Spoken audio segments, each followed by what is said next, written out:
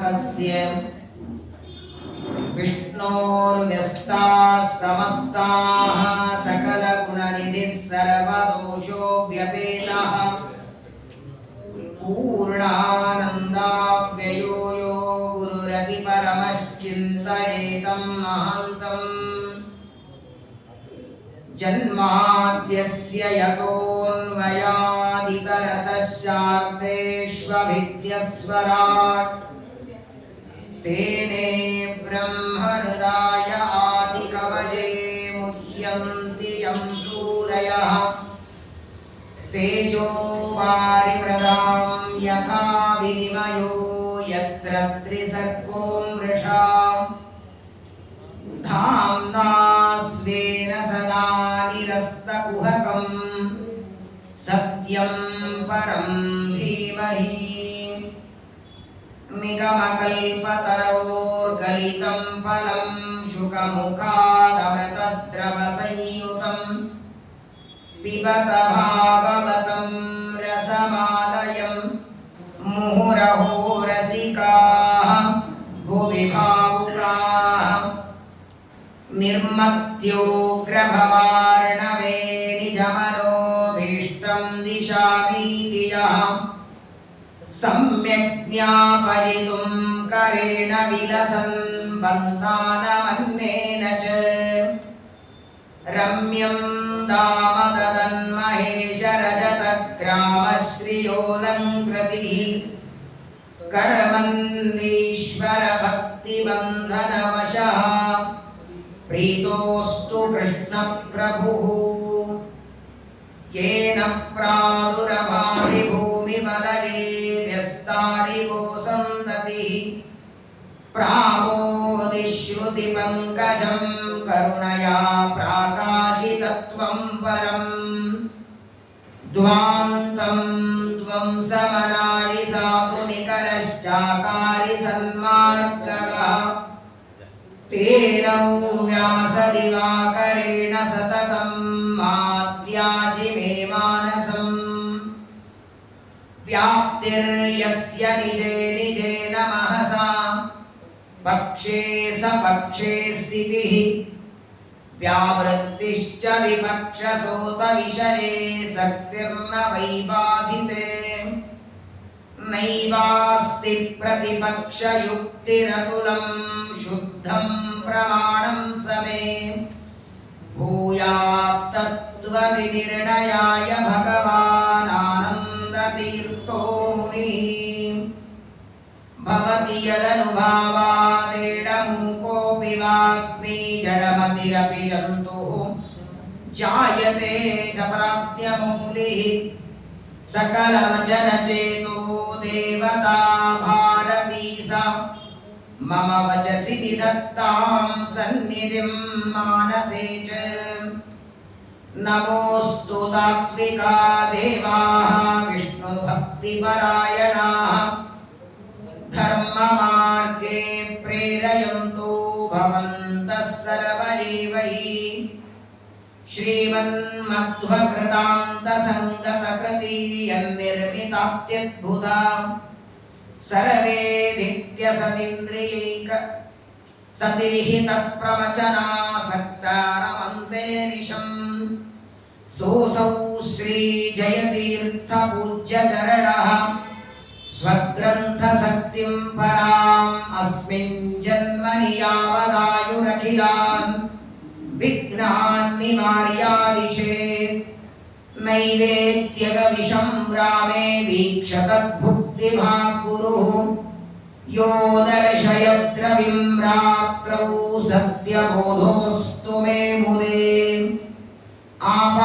आपादमौलिपर्यन्तं गुरूणामाकृतिं स्मरेत् तेन विघ्नाः प्रणश्यन्ति सिद्ध्यन्ति च मनोरथाः श्रीगुरुभ्यो नमः ग्रासं विसृष्टं विष्टिष्टेन महान्तं स्तोकमेव च यदृच्छयैवापतितं ग्रसेदजगरोक्रियः स्वस्तिस्तु सताम् अशेषसन्मङ्गलानि भवन्तु श्लोकैकश्रवणपठनमात्रेण कथावत्तश्च श्रोतॄणां निखिलकलिकतकल्मषापनूतनपटुतरे मोक्षाद्यखिलपुरुषार्थसाधनीभूते श्रीमद्भागवते महापुराणे एकादशस्कन्धे यत्किञ्चित् पूर्वोक्तप्रमेयानुवादः। हरि ओं हरि ओं हरि ओं। ಶ್ರೀ ಗುರುಭ್ಯೋ ನಮಃ. ಸತ್ಯಬೋಧ ತೀರ್ಥರ ಮಧ್ಯಾರಾಧನೆಯ ಪರ್ವಕಾಲ. ಪ್ರಾತಃ ಕಾಲದಲ್ಲಿ ಸತ್ಯಬೋಧ ತೀರ್ಥರ ಚರಿತ್ರೆಯನ್ನು ನೀವೆಲ್ಲ ಶ್ರವಣ ಮಾಡಿದ್ದೀರಿ. ಇವತ್ತು ಸಂಘದಲ್ಲಿ ಆರಾಧನೆಯನ್ನು ಮಾಡಿದ್ದೀರಿ. ಉತ್ತರಾದಿ ಮಠದ ಸತ್ಯಪ್ರಿಯ ತೀರ್ಥರ ಶಿಷ್ಯರಾಗಿ 40 ವರ್ಷಗಳವರೆಗೆ ವೇದಾಂತ ಸಾಮ್ರಾಜ್ಯ ಆಳಿದವರು ಸತ್ಯಬೋಧ ತೀರ್ಥರು. ಟೀಕಾಕೃತ್ಪಾದರನ್ನ ಧಾಟಿ ಶ್ರೀ ಜಯತೀರ್ಥ ವರ್ಯ ವಚಸಾಂ ಚೇಟಿ ಭವ ಸ್ವರ್ಧುನಿ ಪಾಟೀರಾನಿಲ ಪುಲ್ಲಮಲ್ಲಿ ಸುಮನೋ ವಾಟೀರ ಸತ್ತು ವಾಸನ. ಟೀಕಾರಾಯರ ಆ ದಿವ್ಯವಾದ ಸ್ತೋತ್ರವನ್ನು ಬರೆದವರು ಸತ್ಯಪ್ರಿಯ ತೀರ್ಥರು. ಅವರ ಶಿಷ್ಯರು ಸತ್ಯಬೋಧರು. ಯಾವಾಗಲೂ ನೋಡಿ, ಶಿಷ್ಯನಲ್ಲಿ ವಿದ್ಯೆ ಬರೋದಕ್ಕೆ, ಶಿಷ್ಯನಲ್ಲಿ ಜ್ಞಾನ ಬರೋದಕ್ಕೆ ಗುರುಗಳು ಕಾರಣ. ಸತ್ಯಬೋಧರಲ್ಲಿ ಇರುವ ತಪಸ್ಸು, ಜ್ಞಾನ, ಸಿದ್ಧಿಗೆ ಅವರ ಗುರುಗಳು ಕಾರಣ. ಎಂತಹ ಜ್ಞಾನ ಸತ್ಯಪ್ರಿಯ ತೀರ್ಥರದು. ಅದನ್ನೇ ನಾನು ಬಹಳ ವಿಸ್ತಾರ ಮಾಡೋದಿಲ್ಲ. ಸತ್ಯಬೋಧ ತೀರ್ಥರು ರಾಯಚೂರಿನಲ್ಲಿ ಹುಟ್ಟಿದವರು. ರಾಯಚೂರು ರಾಮಾಚಾರ್ಯರು ಅಂತ ಇವರ ಪ್ರಸಿದ್ಧ ಹೆಸರು. ಎಲ್ಲ ಅಧ್ಯಯನವನ್ನು ಸತ್ಯಪ್ರಿಯ ತೀರ್ಥರಲ್ಲಿ ಮಾಡಿ ಮುಂದೆ ಸನ್ಯಾಸವನ್ನು ಪಡಿತಾರೆ. ಅತ್ಯಂತ ಮೇಧಾವಿಗಳು. 100 ಸಮಸ್ಯೆಗಳನ್ನು ದೂರ ಮಾಡಿದವರು. ಸತ್ಯಬೋಧರ ಕಾಲದಲ್ಲಿ ಮಠದಲ್ಲಿ ಅನೇಕ ಸಮಸ್ಯೆಗಳು. ಹಾಗೆ ಒಂದು ಘಟನೆ ನಡೀತಂತೆ. ಸತ್ಯಬೋಧರ ಕಾಲದಲ್ಲಿ ಅನೇಕ ಜನ ಮಠದಲ್ಲಿ ತುಂಬ ಆಸ್ತಿ ಇದೆ, ಬೆಳ್ಳಿ ಬಂಗಾರ, ಒಳ್ಳೆ ಪ್ರಾಚೀನ ಪ್ರತಿಮೆಗಳೆಲ್ಲ ಇದೆ, ಅದನ್ನು ಅಪಹಾರ ಮಾಡಬೇಕು, ಕಳ್ಳತನ ಮಾಡಬೇಕು ಅಂತ ಕೆಲವು ದುಷ್ಟರು ಬೆನ್ನತ್ತುತ್ತಾರೆ. ಹೊಡೆಯೋದು ಬಡಿಯೋದು ಎಲ್ಲ ಯತಿಗಳಿಗೆ ಧರ್ಮ ಅಲ್ಲ. ಎಷ್ಟು ಅಂತ ನಿಗ್ರಹ ಮಾಡುತ್ತಾರೆ. 100 ಜನ. ಏನು ಮಾಡಬೇಕು? ಎಲ್ಲ ಮಠದ ಶಿಷ್ಯರು ಸೇರಿದರೂ ಅವರನ್ನು ತಡಿಲಿಕ್ಕೆ ಸಾಧ್ಯ ಇಲ್ಲ. ಕೊನೆಗೆ ಎಲ್ಲರೂ ಸೇರಿ ತೀರ್ಮಾನ ಮಾಡ್ತಾರೆ, ಕೆಲವು ದಿನಗಳವರೆಗೆ ದೇವರ ಪೂಜೆನೇ ಬೇಡ, ನಾವು ಮಂಟಪ ಹಾಕಿ ಮಂಗಳಾರತಿ, ಹರಿಯಾರತಿ, ಆ ಎಲ್ಲ ಪದಾರ್ಥ ನೋಡಿ ಅವರಿಗೆ ಕಳ್ಳತನ ಮಾಡೋ ಬುದ್ಧಿ ಬರ್ತದೆ, ಎಲ್ಲವೂ ಒಂದು ಕಡೆ ಮುಚ್ಚಿಡೋಣ ಅಂತ ಸುಮಾರು 9 ದಿನಗಳವರೆಗೆ ರಾಮದೇವರ ಪೆಟ್ಟಿಗೆಯನ್ನೇ ಮುಚ್ಚಿಟ್ಟು ಬಿಡುತ್ತಾರೆ. ಪೂಜೆನೇ ಇಲ್ಲ. 1 ದಿನ 2 ದಿನ 3 ದಿನ ನೋಡ್ತಾರೆ, ಏನು ಇಲ್ಲ ಅಂದ್ರೆ ಕೊನೆಗೆ ಕಳ್ಳರೆಲ್ಲ ಹೋಗ್ತಾರೆ ಅಂತ. ಆದರೆ ನೋಡಿ, ದೇವರ ಪೂಜೆ ಇಲ್ಲ ಅಂದ್ರೆ ಸತ್ಯಬೋಧ ತೀರ್ಥರು 9 ದಿನಗಳವರೆಗೆ ಉಪವಾಸ ಮಾಡ್ತಾರೆ. ಮನೆಯಲ್ಲಿ ದೇವರ ಪೂಜೆ ಎಂದು ಆಗಲ್ಲ ನೋಡಿ, ಅವತ್ತು ಬಾಯಿಯಲ್ಲಿ ತೀರ್ಥ ಪ್ರಸಾದ ಇಲ್ಲ. ನಾವು ಆ ನೇಮ್ ಇಟ್ಕೊಂಡಿವಿ, ಅವನಿಗೆ ತೀರ್ಥ ಪ್ರಸಾದ ಇಲ್ಲ, ನಮಗಲ್ಲ. ತೀರ್ಥ ಪ್ರಸಾದ ನಿನಗಿಲ್ಲ. ಅನಂತ ಉಪಕಾರ ದೇವರದು. ವಿಷ್ಣು ಪಂಚಕ ಅಂದ್ರೆ ತಿಂಗಳಲ್ಲಿ 5 ಉಪವಾಸ. ಭೀಷ್ಮ ಪಂಚಕ ಅಂದ್ರೆ ಕಂಟಿನ್ಯೂ ಮಾಡಿದ್ರು 5 ದಿನ, 9 ದಿನ. ಏನು ಸತ್ಯಬೋಧರ ಅಗಾಧ ಮಹಿಮೆ. ಕೊನೆಗೆ ಆ ಎಲ್ಲ ದುರ್ವಾದಿಗಳನ್ನು ತಮ್ಮ ಮಂತ್ರಶಕ್ತಿಯಿಂದ ದೂರ ಮಾಡಿ ಮಠದ ಸಂರಕ್ಷಣೆಯನ್ನು ಮಾಡಿ ಅನೇಕ ತರಹದ ವಿವಾದಗಳನ್ನೆಲ್ಲ ಪರಿಹಾರ ಮಾಡಿದವರು. ನೈವೇದ್ಯದ ಅಡಿಗೆಯಲ್ಲಿ ವಿಷವನ್ನು ಹಾಕ್ತಾರೆ. ಪ್ರಹ್ಲಾದರಾಜರ ಕಥೆಯಲ್ಲಿ ಕೇಳ್ತೇವೆ, ಸಾಕ್ಷಾತ್ ಕೃಷ್ಣನಿಗೆ ಪೂತನೆ ವಿಷ ಕೊಡೋದಕ್ಕೆ ಬಂದ್ಲನು. ಪೂತನೆ ಕೊಟ್ಟ ವಿಷವನ್ನು ಪರಮಾತ್ಮ ಪಾನ ಮಾಡಿದ. ಕೃಷ್ಣನಿಗೇನಾದರೂ ವಿಷದಿಂದ ಬಾಧೆಯಾಯಿತು ಅಂದರೆ ಕೃಷ್ಣನಿಗಲ್ಲ, ಆ ಪರಮಾತ್ಮನ ಆರಾಧನೆ ಮಾಡುವ ಸತ್ಯಬೋಧರಿಗೆ ಏನಾಗಲಿಲ್ಲ. ಇವತ್ತು ಸತ್ಯಬೋಧರು, ನಾಳೆಗೆ ಸುಧೀಂದ್ರರು, ನಾಡಿದ್ದು ವಾದಿರಾಜರು, ವ್ಯಾಸರಾಜರು ಕಂಟಿನ್ಯೂ ಆಗಿ ಆರಾಧನೆ. ಇವರೆಲ್ಲರ ಚರಿತ್ರೆಯಲ್ಲಿ ಅಗಾಧ ಮಹಿಮೆ ಒಬ್ಬೊಬ್ಬರು. ವ್ಯಾಸರಾಜರಿಗೆ ಕಂಚಿಯಲ್ಲಿ ಅನ್ನದಲ್ಲಿ ವಿಷ ಹಾಕ್ತಾರೆ. ಸತ್ಯಬೋಧ ತೀರ್ಥರಿಗೆ ಆಗಿನ ಕಾಲದಲ್ಲಿ ಮಠದೊಳಗೆ ಒಳ್ಳೆ ವಾಕ್ಯಾರ್ಥ ಪಾಂಡಿತ್ಯ ಇವರ ಜ್ಞಾನ ನೋಡಿ ಕೆಲವರಿಗೆ ಸಹನಾಗಲಿಲ್ಲ.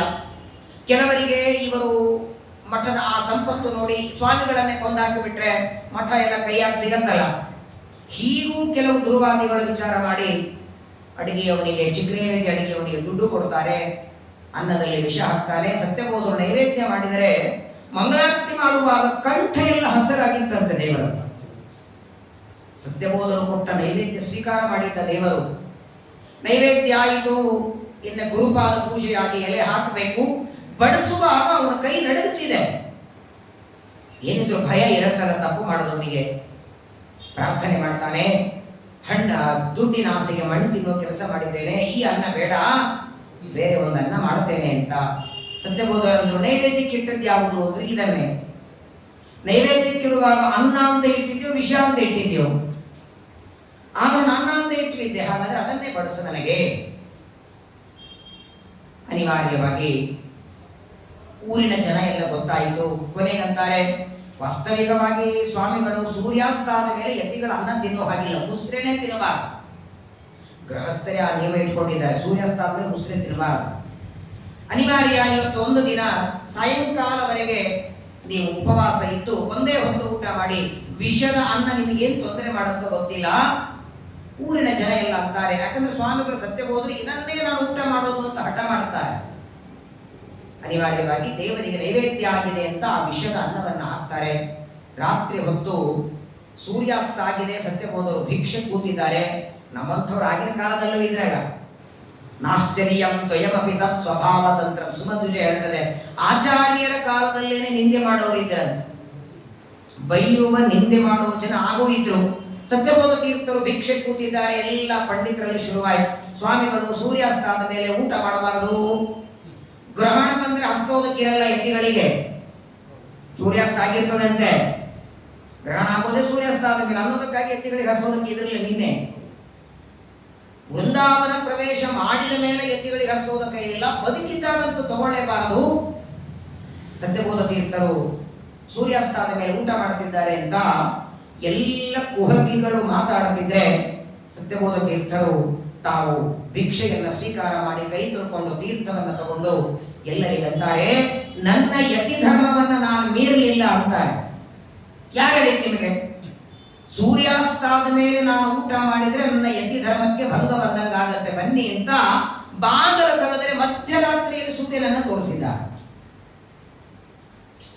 ಆಶ್ಚರ್ಯ ಅಂದ್ರೆ ಇದು ಕಟ್ಟಕತೆಯಲ್ಲ. ನಮ್ಮ ಸತ್ಯಾತ್ಮ ತೀರ್ಥರು ಒಂದು 3-5-6 ವರ್ಷಗಳ ಹಿಂದೆ ಒಬ್ಬ ದೊಡ್ಡ ವಿಜ್ಞಾನಿಗಳಾದ ಸ್ವಾಮಿಗಳ ದರ್ಶನಕ್ಕೆ ಬಂದ. ಅವರು ಹೇಳಿದ ಮಾತು, ನಿಮ್ಮ ಪರಂಪರೆಯಲ್ಲಿ ಸತ್ಯಬೋಧ ತೀರ್ಥರ ಕಾಲದಲ್ಲಿ ನಡೆದದ್ದು ಇದು ಸತ್ಯ. ಯಾಕಂದ್ರೆ ದಾಖಲೆ ಇದೆ. ಅವತ್ತಿನ ದಿವಸ ಬೇರೆ ಒಂದು ದೇಶದಲ್ಲಿ ಗ್ರಹಣ ನಡಿಬೇಕು. 6 ನಿಮಿಷ ಅಲ್ಲಿನ ಸೂರ್ಯ ಅದೃಶ್ಯ ಆಗಿ ಎಲ್ಲಿ ಹೋದ ಗೊತ್ತಿಲ್ಲ. ಯಾವುದೋ ಒಂದು ತಪಶಕ್ತಿ ಸೂರ್ಯನನ್ನು ಎಳ್ಕೊಂಡು ಹೋಯಿತು. 6 ನಿಮಿಷ ನಮಗೆ ಕತ್ತಲಾಯಿತು, ಮತ್ತೆ ನಮಗೆ ಸೂರ್ಯ ಸಿಕ್ಕ. ಸತ್ಯಬೋಧ ತೀರ್ಥರು ರಾತ್ರಿಯಲ್ಲಿ ಸೂರ್ಯನನ್ನು ತೋರಿಸಿದ್ದು ಸುಮ್ಮನೆ ಏನೋ ನೀವು ಸ್ವಾಮಿಗಳ ಆರಾಧನೆ ಮಾಡ್ತೀರಿ, ಉತ್ತರಾದಿ ಮಾಡೋದವರು ನಿಮ್ಗೆ ಯತಿಗಳ ಬಗ್ಗೆ ಗೌರವ ಇದೆ ಅಂತ ಹಿಂಗೆಲ್ಲ ಅನ್ಕೋಬೇಡಿ. ಇದು ಸತ್ಯವಾದ ಘಟನೆ. ಇದು ಪರಮಾತ್ಮನ ಅಚಿಂತ್ಯ ಶಕ್ತಿ. ಇವತ್ತು ನೋಡಿ, ಇವತ್ತಿನ ಆರಾಧಕರಾದ ಸತ್ಯಬೋಧರು ರಾತ್ರಿ ಹೊತ್ತು ಸೂರ್ಯನನ್ನು ತೋರಿಸಿದರೆ, ನಾಳೆ ದಿವಸ ಆರಾಧನೆ ಮಾಡಿಕೊಳ್ಳುವ ಸುಧೀಂದ್ರ ತೀರ್ಥರು ಹಗಲತ್ತೆ ಸೂರ್ಯ ಹಿಂದೆ ಯುದ್ಧ ಮಾಡಿದರು. ಮಧ್ಯಾಹ್ನದಲ್ಲಿ ಕಾಣಬೇಕಾದ ಸೂರ್ಯನನ್ನು ಅಸ್ತಂಗತ ಮಾಡಿ, ಹೇಗೆ ಜಯದ್ರಥನನ್ನು ಕೊಲ್ಲುವಾಗ ಕೃಷ್ಣ ಅಡ್ಡ ಚಕ್ರ ಹಿಡಿದಿದ್ದಲ್ಲ, ಮಹಾಭಾರತ ಹೇಳುತ್ತದೆ. ಸೂರ್ಯಾಸ್ತ ಮಾಡಿ ಜಯದ್ರಥ ಸಂಹಾರ ಮಾಡಿದ್ದಲ್ಲ, ಹಾಗೆ ನಾಳೆ ದಿನ ಸುಧೀಂದ್ರ ತೀರ್ಥರ ಆರಾಧನೆ. ಬಹಳ ಇವರೆಲ್ಲರ ಕಥೆಯೊಳಗೆ ಅಗಾಧವಾದ ಮಹಿಮೆ. ಸತ್ಯಪ್ರಿಯ ತೀರ್ಥರ ಗುರುಗಳು ಸತ್ಯಬೋಧರು ಶಿಷ್ಯರು. ಸತ್ಯಬೋಧರ ನಂತರದಲ್ಲಿ ಹಾವೇರಿ ರಾಮಾಚಾರ್ಯರು ಅಂತ ಅವರಿಗೆ ಸನ್ಯಾಸವನ್ನ ಕೊಟ್ಟು ಸತ್ಯಸಂಧ ತೀರ್ಥರು ಅಂತ ನಾಮಕರಣ ಮಾಡ್ತಾರೆ. ಮಹಿಷಿಯಲ್ಲಿ ಅವರ ವೃಂದಾವನ ಇದೆ ನೋಡಿ. ಇಲ್ಲಿ ಹೂವ ಇಟ್ಟಿದ್ದಾರೆ ಅಂತ ನೆನಪಾಯಿತು. ಸತ್ಯಸಂಧ ತೀರ್ಥರು ಸತ್ಯಬೋಧರಿಂದ ಸನ್ಯಾಸ ಪಡೆದು ರಾಮದೇವರ ಪೆಟ್ಟಿಗೆ ಕೈಗೆ ಬಂತು. ಒಂದು ಹಳ್ಳಿ ಊರಿಗೆ ಹೋಗಿದ್ದಾರೆ ಅಂತ ಸತ್ಯಸಂಧರು ಪೂಜೆ ಮಾಡ್ತಿದ್ದಾರೆ. ಈಗಲೂ ಮಠದಲ್ಲಿ ಒಂದು ಪದ್ಧತಿ, ಕೊಂಡ ಹೂಗಳು ಏರಿಸೋದಿಲ್ಲ. ಇವತ್ತಿಗೂ ಒಂದು ಪದ್ಧತಿ ಇದೆ, ಮನೆಯಿಂದ ತಂದ ಹೂಗಳನ್ನೇ ಮಾತ್ರ ಏರಿಸ್ತಾರೆ. ಅವತ್ತು ಸತ್ಯಸಂಧರು ಪೂಜೆ ಮಾಡುತ್ತಿದ್ದಾರೆ. 2 ಕಮಲದ ಹೂವು ಸಿಕ್ಕಿವೆ. ಒಬ್ಬ ಗೃಹಸ್ಥರ ಮನೆಯೊಳಗೆ 2 ಹೂವು ಬೆಳೆದಿದ್ದು ತಂದುಕೊಟ್ಟಿದ್ದಾನೆ. ಸತ್ಯಸಂಧರಂತಾರೆ, ಇನ್ನೊಂದು ಹೂವು ನೋಡಪ್ಪ, 3 ಪ್ರತಿಮೆ 3 ಏರಿಸ್ಬೇಕಲ್ಲ. ಮೇಲ್ಗಡೆ ಇಟ್ಟದ್ದು ಮೂಲರಾಮ, ದಿಗ್ವಿಜಯರಾಮ, ಸೀತಾದೇವಿ. ಕೆಳಗೆ ವಂಶರಾಮ, ವಿಠ್ಠಲ ರಾಮದೇವರು ಇದ್ದಾರೆ, ಪ್ರಸನ್ನ ವಿಠ್ಠಲ ದೇವರು. ಕೆಳಗಿನ ಪ್ರತಿಮೆಗಿಲ್ಲ ಅಂದ್ರಿಲ್ಲ, ಮೇಲ್ಗಡೆ ಯಾರಿಗೆ ಏರಿಸೋರು? ಇಲ್ಲ ಸ್ವಾಮಿ, ಬೆಳೆದದ್ದೇ 2 ಇತ್ತು ಅಂತ. ಹೌದು, ಇಡೀ ಊರಲ್ಲಿ ಏನು ಹೂವ ಇಲ್ಲ. ಅಭಿಷೇಕ ಆಯಿತು, ಅರ್ಚನೆ ಮಾಡ್ತಿದ್ದಾರೆ. 1 ಹೂವನ್ನ ಮೂಲರಾಮನ ಪಾದಕ್ಕೆ ಇಟ್ಟಿದ್ದಾರೆ ಸತ್ಯಸಂಧರು. 2ನೇ ಹೂವ ಎಲ್ಲಿಡಬೇಕು? ಟೆನ್ಷನ್. ಸೀತಾದೇವಿ ಕೊಡಬೇಕು, ದಿಗ್ವಿಜಯ ರಾಮದೇವರಿಗೆ ಕೊಡಬೇಕು. ರಾಮದೇವರಿಗೆ ದಿಗ್ವಿಜಯ ರಾಮದೇವರಿಗೆ 2ನೇ ಹೂವ ಏರಿಸೋಣ ಅಂದ್ರೆ ಅವಳ ಹೆಸರೇ ಪದ್ಮಾಲಯ, ಪದ್ಮಾವತಿ, ಕಮಲಾಲಯ ಅವಳ ಹೆಸರು. ಅವಳಿಗೆ ಪದ್ಮಪ್ರಿಯ ಅವಳು. ಲಕ್ಷ್ಮೀದೇವಿಗೆ ಸೀತಾದೇವಿಗೆ ಕೊಡದೆ ಹೆಂಗ್ ಮಾಡೋದು? ಸರಿ, ಸೀತಾದೇವಿ ಕೊಟ್ರೆ ದಿಗ್ವಿಜಯ ರಾಮದೇವಿ ಕೊಡ್ಲಿಲ್ಲ ಅಂತ ಗೊಂದಲ ಆಗೋಯ್ತು ಸತ್ಯಸಂಧರಿಗೆ. ಆದರೂ ಒಂದನ್ನ ಮೂಲರಾಮದೇವರ ಪಾದಕ್ಕೆ ಇಟ್ಟಾರೆ, ಇನ್ನೊಂದು ದಿಗ್ವಿಜಯ ರಾಮದೇವರ ಪಾದಕ್ಕೆ ಇಟ್ಟು ಸೀತಾದೇವಿಗೆ ಅಂತಾರೆ, ಕ್ಷಮಾ ಮಾಡಮ್ಮ, ಏನಿದ್ರು ನಿನಗೆ ಆನಂದ, ನಿನಗೆ ಹೂವು ಕೊಟ್ಟಾಗ ನಿನಗೇನು ಆನಂದ ಆಗುತ್ತಲ್ಲ, ಅದಕ್ಕೂ ಹೆಚ್ಚಿನ ಆನಂದ ನಿನ್ನ ಗಂಡ ಕೊಟ್ಟಾಗ ನಿನಗಾಗುತ್ತೆ. ನಿನ್ನ ಸ್ವಾಮಿಯಾದ ರಾಮನಿಗೆ 2 ಹೂವು ಏರಿಸಿದ್ದೇನೆ, ನಾನು ನಿನಗೆ ಹೂವು ಕೊಡದೇ ಇದ್ದದ್ದಕ್ಕೆ ನನ್ನ ಕ್ಷಮಾ ಮಾಡುವಂತ ಅರ್ಚನೆ ಮಾಡಿದ್ದಾರೆ. ಧೂಪಾರತಿ ಆಗಿದೆ, ನೈವೇದ್ಯ ಆದ ಮೇಲೆ ಮಂಗಳಾರತಿ ಮಾಡುತ್ತಿದ್ದಾರೆ. ಮೂಲರಾಮದೇವರ ಪಾದದಲ್ಲಿರುವ ಹೂವು ಸೀತಾದೇವಿ ತಲೆ ಮೇಲೆ ಹೋಗಿ ಕೂತ್ಕೊಳ್ತಾನೆ. ಯಾರು ಏರಿಸಿಲ್ಲ.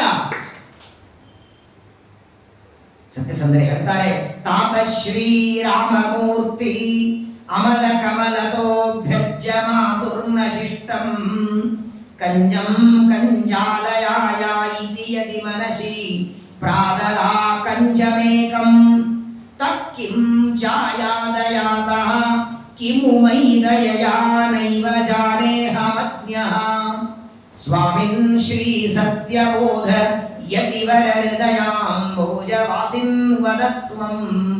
ವಿಷ್ಣು ಸ್ತುತಿ ಅಂತ ಬರೆದಿದ್ದಾರೆ ಸತ್ಯಸಂಧರು. ಕೇಳ್ತಾರೆ, ಮಂಗಳಾರತಿ ಮಾಡುವಾಗ ದೇವರಿಗೆ ಕೇಳ್ತಾರೆ, ನಿನ್ನ ಪಾದದಲ್ಲಿರುವ ಹೂವನ್ನ ಸೀತಾದೇವಿ ಕೊಟ್ಟೆಲ್ಲ, ಅವಳು ನಿನ್ನ ಹೆಂಡತಿ ಅಂತ ಪ್ರೀತಿಯಿಂದ ಕೊಟ್ಟಿಯೋ, ಅಥವಾ ಈ ಶಿಷ್ಯನಿಗೆ ಸೀತಾದೇವಿಗೆ ಹೂ ಕೊಡ್ಲಿಕ್ಕಿಲ್ಲ, ಎಲ್ಲಿ ಸೀತಾದೇವಿ ಇವನ ಮೇಲೆ ಕೋಪ ಮಾಡ್ಕೋತಾಳೆ ಅಂತ ನನ್ನ ಮೇಲೆ ಪ್ರೀತಿಯಿಂದ ಕೊಟ್ಟಿಯೋ ಅಂತ. ಅಂತಹ ಜ್ಞಾನಿಗಳು, ಗುರುಗಳು ಸತ್ಯಪ್ರಿಯರು, ಶಿಷ್ಯರು ಸತ್ಯಸಂಧರು, ಇವರನ್ನ ಜಗತ್ತಿಗೆ ಕೊಟ್ಟಂತಹ ವ್ಯಕ್ತಿಗಳು ನಮ್ಮ ಸತ್ಯಬೋಧ ತೀರ್ಥರು. ಅವರ ವಿಶೇಷವಾದ ಆರಾಧನೆಯನ್ನ ಕೇವಲ ಪಾರಾಯಣ ಮಾತ್ರವಲ್ಲದೆ ಪ್ರಾತಃ ಕಾಲದಲ್ಲಿ ಪ್ರವಚನ, ತೀರ್ಥಪ್ರಸಾದ ಎಲ್ಲ ವೈಭವದಿಂದ ಮಾಡಿದ್ದೀರಿ. ಸತ್ಯಬೋಧರು ನಿಮ್ಮಲ್ಲಿ ನಿಂತು ಮಾಡಿಸ್ಕೊಂಡಿದ್ದಾರೆ. ಅಂತಹ ಸತ್ಯಬೋಧ ತೀರ್ಥರ ಅನುಗ್ರಹ ನಮ್ಮ ಸಂಘದಲ್ಲಿರುವ ಎಲ್ಲರ ಮೇಲೆ, ಜಗತ್ತಿಗೆ ಎಲ್ಲರ ಮೇಲಾಗಲಿ, ವಿಶೇಷವಾಗಿ ಅವರ ಆರಾಧನೆ ಮಾಡಿದರೆ ನಿಮ್ಮೆಲ್ಲರಿಗೂ ನಾನಾ ರೀತಿಯಾದ ರೋಗ, ದಾರಿದ್ರ್ಯ, ಕಷ್ಟ, ಆಪತ್ತುಗಳು ಬಂದರೆ ಅದನ್ನು ಪರಿಹಾರ ಮಾಡಲಿ ಅಂತ ಸತ್ಯಬೋಧ ತೀರ್ಥರ ಪಾದಗಳಲ್ಲಿ ನಮಸ್ಕಾರ ಮಾಡಿ, ನಾಳೆ ದಿನ ಸುಧೀಂದ್ರ ತೀರ್ಥರ ಆರಾಧನೆ, 1-2 ಮಾತು ಅವರ ಬಗ್ಗೆ, ನಾಡಿದ್ದು ವಾದಿರಾಜರು, ರಸರಾಜರು, ಇವರೆಲ್ಲರ ಬಗ್ಗೆನೂ ಅವರವರ ಆರಾಧನೆ ದಿವಸ 1-2 ಮಾತುಗಳನ್ನು ತಿಳಿಯೋಣ. ಶ್ರೀಮದ್ ಭಾಗವತದ ಏಕಾದಶ ಸ್ಕಂದದಲ್ಲಿ ಉದ್ಧವ ಗೀತೆಯನ್ನ ಶ್ರವಣ ಮಾಡ್ತಾ ಇದ್ದೇವೆ. ಬೃಹಸ್ಪತ್ಯಾಚಾರ್ಯರ ಅವತಾರರಾದ, ಎಲ್ಲ ದೇವತೆಗಳಿಗೆ ಗುರುಗಳಾದ ಬೃಹಸ್ಪತಿಗಳು ಉದ್ಧವರಾಗಿ ಕೃಷ್ಣನ ಸೇವೆಗೆ ದ್ವಾರಕೆಗೆ ಬಂದಿದ್ದಾರೆ ಮತ್ತು ಅವತಾರ ಮಾಡಿ ಎಲ್ಲ ಯಾದವರು ಪರಮಾತ್ಮನ ಆಜ್ಞೆಯಂತೆ ದ್ವಾರಕಾಪಟ್ಟಣ ಬಿಟ್ಟು ಪ್ರವಾಸ ಕ್ಷೇತ್ರಕ್ಕೆ ಹೊರಟಿದ್ದಾರೆ. ಕಾಲಿನಿಂದ ದ್ವಾರಕೆಯನ್ನ ನೀರಿನಲ್ಲಿ, ಸಮುದ್ರದಲ್ಲಿ ಪರಮಾತ್ಮ ಒತ್ತಿದ್ದಾರೆ. ಎಲ್ಲ ಯಾದವರು ಪ್ರವಾಸಕ್ಕೆ ಹೋದ ಮೇಲೆ ಉದ್ಧವನಿಗೆ ಮಾತ್ರ ಪರಮಾತ್ಮ ಉಳಿಸಿಕೊಂಡ, ನೀನು ಹೋಗಬೇಡ, ಯಾದವರೆಲ್ಲ ಹೋಗಲಿ, ನಿನ್ನನ್ನು ಕೂಡಿಸಿ ನಾನು ಉಪದೇಶ ಮಾಡ್ತೇನೆ. ನಾನು ಹೇಳಿದ ಈ ತತ್ವಗಳನ್ನ ಮುಂದೆ ಕಲಿಯುಗದಲ್ಲಿ ಬರುವ ಜನರಿಗೆ ನೀನು ಉಪದೇಶ ಮಾಡಬೇಕು. ಇವತ್ತಿಗೂ ನೀವು ಬದರಿಕಾಶ್ರಮಕ್ಕೆ ಹೋದರೆ ಬದರಿನಾರಾಯಣನ ಪ್ರತಿಮೆಯ ಪಕ್ಕದಲ್ಲಿ ಉದ್ಧವನ ಪ್ರತಿಮೆ ಇದೆ. 5 ಪ್ರತಿಮೆಗಳನ್ನು ಬದರಿಯಲ್ಲಿ ನೋಡ್ತೇವೆ. ಬದರಿಯೊಳಗೆ ನರ ನಾರಾಯಣ, ಅದರ ಪಕ್ಕದಲ್ಲಿ ಉದ್ಧವನ ಪ್ರತಿಮೆ. ಉದ್ಧವನಿಗೆ ಪರಮಾತ್ಮ ಆಜ್ಞೆ ಮಾಡ್ತಾನೆ, ನಿನಗೆ ನಾನೆಲ್ಲ ತತ್ವಜ್ಞಾನ ಉಪದೇಶ ಮಾಡಿ ನಾನು ಪರಂಧಾಮಕ್ಕೆ ಹೋಗ್ತೇನೆ, ನೀನು ಮಾತ್ರ ಮುಂದೆ ಯಾತ್ರೆಗಾಗಿ ಬರುವ ಸಜ್ಜನರಿಗೆ ಉಪದೇಶ ಮಾಡಬೇಕು, ಬದರಿಯಲ್ಲಿರಬೇಕು ಅಂತ ಆಜ್ಞೆ ಮಾಡ್ತಾನೆ. ಆ ಸಂದರ್ಭದಲ್ಲಿ ಉದ್ಧವನಿಗೆ ಅನೇಕ ವಿಚಾರಗಳನ್ನು ಉಪದೇಶ ಮಾಡುವಾಗ ಜ್ಞಾನ, ಭಕ್ತಿ, ವೈರಾಗ್ಯ ಅಂತ ಮೂರಿದೆ. ಅದರಲ್ಲಿ ವೈರಾಗ್ಯದ ಬಗ್ಗೆ ಉದ್ಧವ ಪ್ರಶ್ನೆ ಕೇಳಿದ್ದಾನೆ. ವೈರಾಗ್ಯ ಹೇಗೆ ಬರ್ತದೆ? ವೈರಾಗ್ಯ ಬರೋದಕ್ಕೇನಾದರೂ ಉಪಾಯ ಇದೆಯಾ? ಎಲ್ಲ ವಸ್ತುಗಳ ಮೇಲೆ ಇದು ನಂದು ನಂದು ನಂದು ಅಂತ ವ್ಯಾಮೋಹ ಪಡ್ತಾನೆ. ಎಲ್ಲಿವರೆಗೆ ಈ ವ್ಯಾಮೋಹ? ಇದರಿಂದ ಬಿಡುಗಡೆ ಯಾವಾಗ? ಇದಕ್ಕೆ ಉಪಾಯವನ್ನ ಕೃಷ್ಣ ಪರಮಾತ್ಮನಿಗೆ ಉದ್ಧವ ಕೇಳಿದ್ದಾನೆ. ಅದಕ್ಕಾಗಿ ಪರಮಾತ್ಮ ಒಂದು ಕಥೆಯನ್ನ ಹೇಳ್ತಿದ್ದಾನೆ. ಯದುರಾಜ, ಯಾವ ಯಾದವರ ವಂಶ, ಯದುರಾಜನ ವಂಶದಲ್ಲಿ ಕೃಷ್ಣ ಬಂದಿದ್ದಾನೆ. ತನ್ನ ಅವತಾರದ ಮೂಲ ಪುರುಷನಾದ ಯದುರಾಜ ಅರಣ್ಯದಲ್ಲಿ ಬೇಟೆಗೆ ಬಂದಾಗ ಒಬ್ಬ ಅವಧೂತರನ್ನ ನೋಡಿದ. ಆ ಸಂಚಾರ ಮಾಡುವ ಅವಧೂತರು ಯಾವ ಚಿಂತೆ ಇಲ್ಲ, ಬೇಕು ಅಂತ ಅಪೇಕ್ಷೆ ಇಲ್ಲ, ನಿಸ್ಪೃಹವಾಗಿ ಬದುಕ್ತಿದ್ದಾರೆ. ಅವರ ಮುಖದಲ್ಲಿ ಆ ಆನಂದವನ್ನ ನೋಡಿ ಯದುರಾಜ ಬಂದು ಕೇಳ್ತಾನೆ, ಇಷ್ಟು ಸಂತೋಷವಾಗಿದ್ದೀರಿ, ಇದಕ್ಕೆ ಕಾರಣ ಏನು? ಯಾರಾದರೂ ನಿಮಗೆ ಉಪದೇಶ ಮಾಡಿದರ?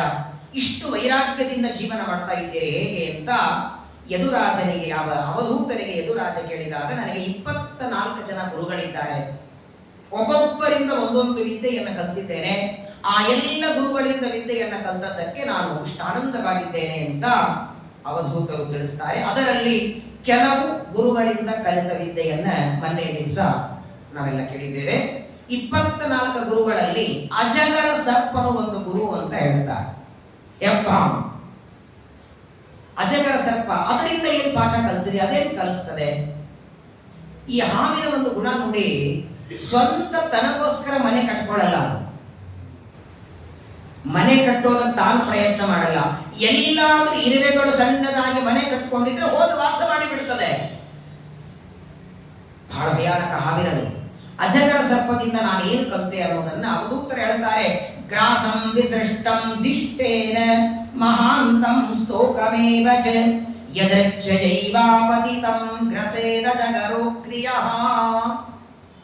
ನೋಡು ಯದುರಾಜ, ನಾನು ಅಜಗರ ಸರ್ಪದಿಂದ ಕಲಿತದ್ದು, ದೇವರು ಕೊಟ್ಟಂತಹ ಈ ಅಪರೂಪದ ಮಾನವ ಶರೀರವನ್ನ ಕೇವಲ ಭೋಗ ಮಾಡೋದಕ್ಕೆ, ಕೇವಲ ಊಟ ಮಾಡೋದಕ್ಕೆ ಕಳಿಬಾರದು. ಪ್ರಪಂಚದಲ್ಲಿ 2 ತರ ಜನ ಇರ್ತಾರೆ. ಊಟಕ್ಕಾಗಿ ಬದುಕುವವರು ಕೆಲವರು, ಬದುಕಿಗಾಗಿ ಊಟ ಮಾಡೋರು ಕೆಲವರು. ಬದುಕೋದಕ್ಕೆ ಎಷ್ಟು ಬೇಕೋ ಅಷ್ಟು ಸಿಕ್ಕರೆ ಸಾಕು. ಗೋಡಂಬಿನೇ ಹಾಕಿರಬೇಕು, ದ್ರಾಕ್ಷಿನೇ ಹಾಕಿರಬೇಕು, ತುಪ್ಪನೇ ಹಾಕಿರಬೇಕು, 2 ಭಕ್ಷಣೆ ಬೇಕು, ಕರ್ದದ್ದು ಬೇಕು, ಚಿಪ್ಸನೇ ಬೇಕು, ಸಾಕು. ಎಷ್ಟು ತಿಂದರೆ ಬದುಕತ್ತೋ ಅಷ್ಟರಿಂದ ಜೀವನ ನಡೆಯುತ್ತಲ್ಲ. ತಿನ್ನೋದಕ್ಕಾಗಿ ಅಂತ ಯಾವುದು ಬದುಕ್ತಾರೆ ಅವನಿಗೆ ಬೇರೆ ವಿಚಾರವೇ ತಲೆಗೆ ಬರಲ್ಲ. ಆದರೆ ಯಾವನು ದೇವರಿಗಾಗಿ ಬದುಕ್ತಾನೆ, ಎಷ್ಟು ಸಿಗತ್ತೆ ಅಷ್ಟೇ. ಹಿಂದೆಲ್ಲ ಈ ಮಧುಕರ ವೃತ್ತಿ ಅಂತ ಮನೆ ಮನೆಗೆ ಬೇಡ್ಲಿಕ್ಕೆ ಬರ್ತಿದೆ, ಮಾಧುಕರಿ ಅಂತ. ಇವಾಗ ಬೇಡವರು ಇಲ್ಲ, ಹಾಕೋರು ಇಲ್ಲ. ಅವಾಗ ಹಾಕೋ ಜನನೂ ಇದ್ರು. ಮಧ್ಯಾಹ್ನ 12 ಗಂಟೆಗೆ ದೇವರ ಪೂಜೆ ಮಾಡಿ ನೈವೇದ್ಯ ವೈಶ್ವದೇವಾದ ಮೇಲೆ ಮನೆಯ ಬಾಗಲತ್ರ ನಿಂತುಕೊಂಡು ಯಾರಾದರೂ ಬರ್ತಾರ ಅಂತ ನಿರೀಕ್ಷೆ ಮಾಡಬೇಕಂತೆ. ಇವಾಗ 12 ಆದ್ರೆ ಊಟ ಬಾಗಲಾಕು ಯಾರು ಬರ್ತಾರೆ ಅಂತಾರೆ. ಯಾಕಂದ್ರೆ ಮಾಡಿದ್ದೆ 2:30 ಚಪಾತಿ, 1:30 ಅವರಿಗೆ, 1 ಇವರಿಗೆ ಅಂತ ಮಾಡ್ಕೊಂಡಿರ್ತಾರೆ. ಯಾರು ಬಂದ್ರೆ ಏನು ಕಠಿಣ.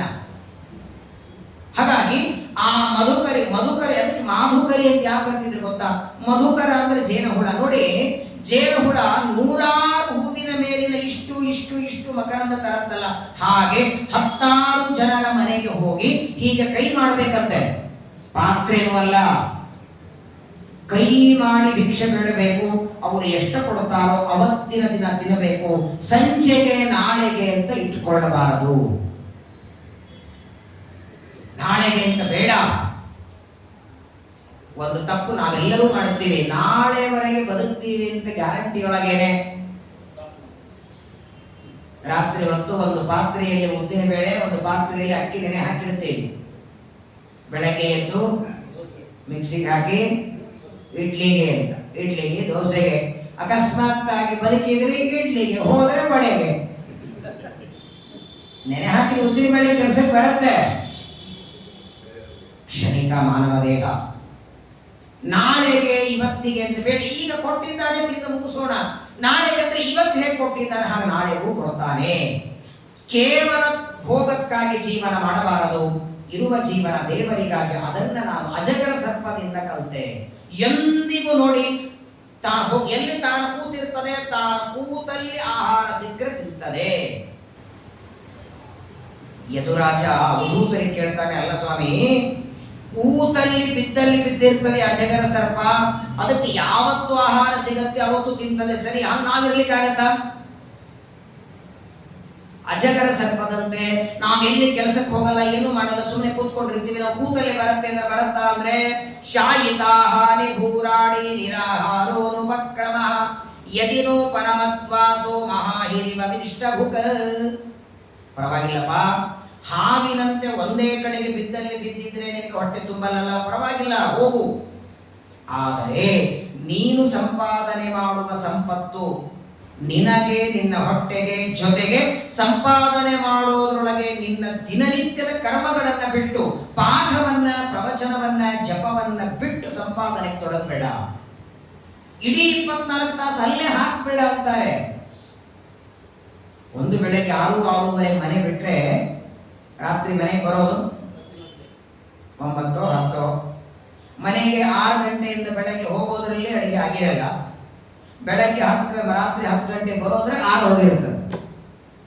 ಹೊತ್ತಿ ಊಟ ಇಲ್ಲ, ಸರಿಯಾಗಿ ನಿದ್ದೆ ಇಲ್ಲ, 100 ಟೆನ್ಷನ್ನು, ದಾರಿಯೊಳಗೆ 100 ಟ್ರಾಫಿಕ್ಕು.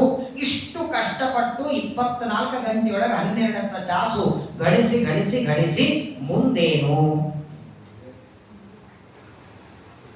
ಏನಾಗಬೇಕಲ್ಲ?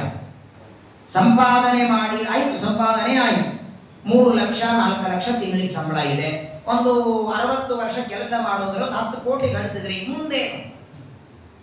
ತಗೊಂಡೋಗ್ತೀರಾ ಜೊತೆಗೆ? ನೀವು ಭೋಗ ಮಾಡಬೇಕು, ಇಲ್ಲ ದಾನ ಧರ್ಮ ಮಾಡಬೇಕು, ಇಲ್ಲ ಅಂದ್ರೆ ನೀವು ಯಾರಿಗೋಸ್ಕರ ಇಡಬೇಕು. ಯಾವ ಮಕ್ಕಳಿಗೋಸ್ಕರ ಇಡ್ತೀರೋ, ನೀವು ಕಷ್ಟಪಟ್ಟು ಸಂಪಾದನೆ ಮಾಡಿದ ದುಡ್ಡನ್ನ ನಾಳೆ ಒಳ್ಳೆಯ ಕೆಲಸಕ್ಕೆ ನಿಮ್ಮ ಮಕ್ಕಳು ಬಳಸ್ತಾರೆ ಅಂತ ಗ್ಯಾರಂಟಿ ಇದೆಯಾ? ಏನ್ ಮಾಡ್ತಾರೆ ಗೊತ್ತಿಲ್ಲ. 100 ವಿಭಿನ್ನವಾದ ಇವತ್ತಿನ ಈ ಘೋರವಾದ ಕಲಿಯುಗದೊಳಗೆ ದುಶ್ಚಟಗಳಿಗೆ ಬಲಿಯಾಗಿ ಎಷ್ಟು ಕಥೆಗಳನ್ನು ನೋಡಲ್ಲ ನಾವು.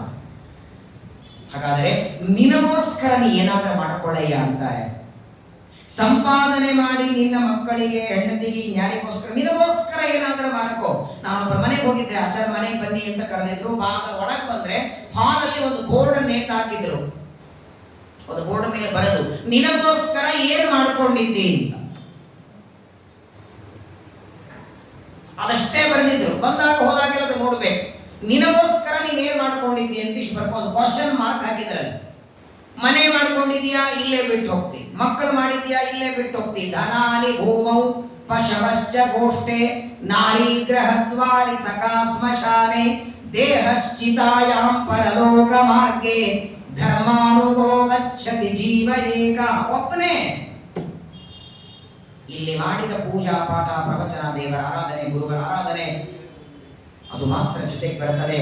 ಓಜಹಾಸ ಹೋಬಲಯುತಂ ವಿಪ್ರೇತೇಹಮಕರ್ಮಕಂ ಶಯಾನೋ ಭೀತ ನಿದ್ರಶ್ಚ ನೇಹೇತೇಂದ್ರಿಯವಾನಪಿ.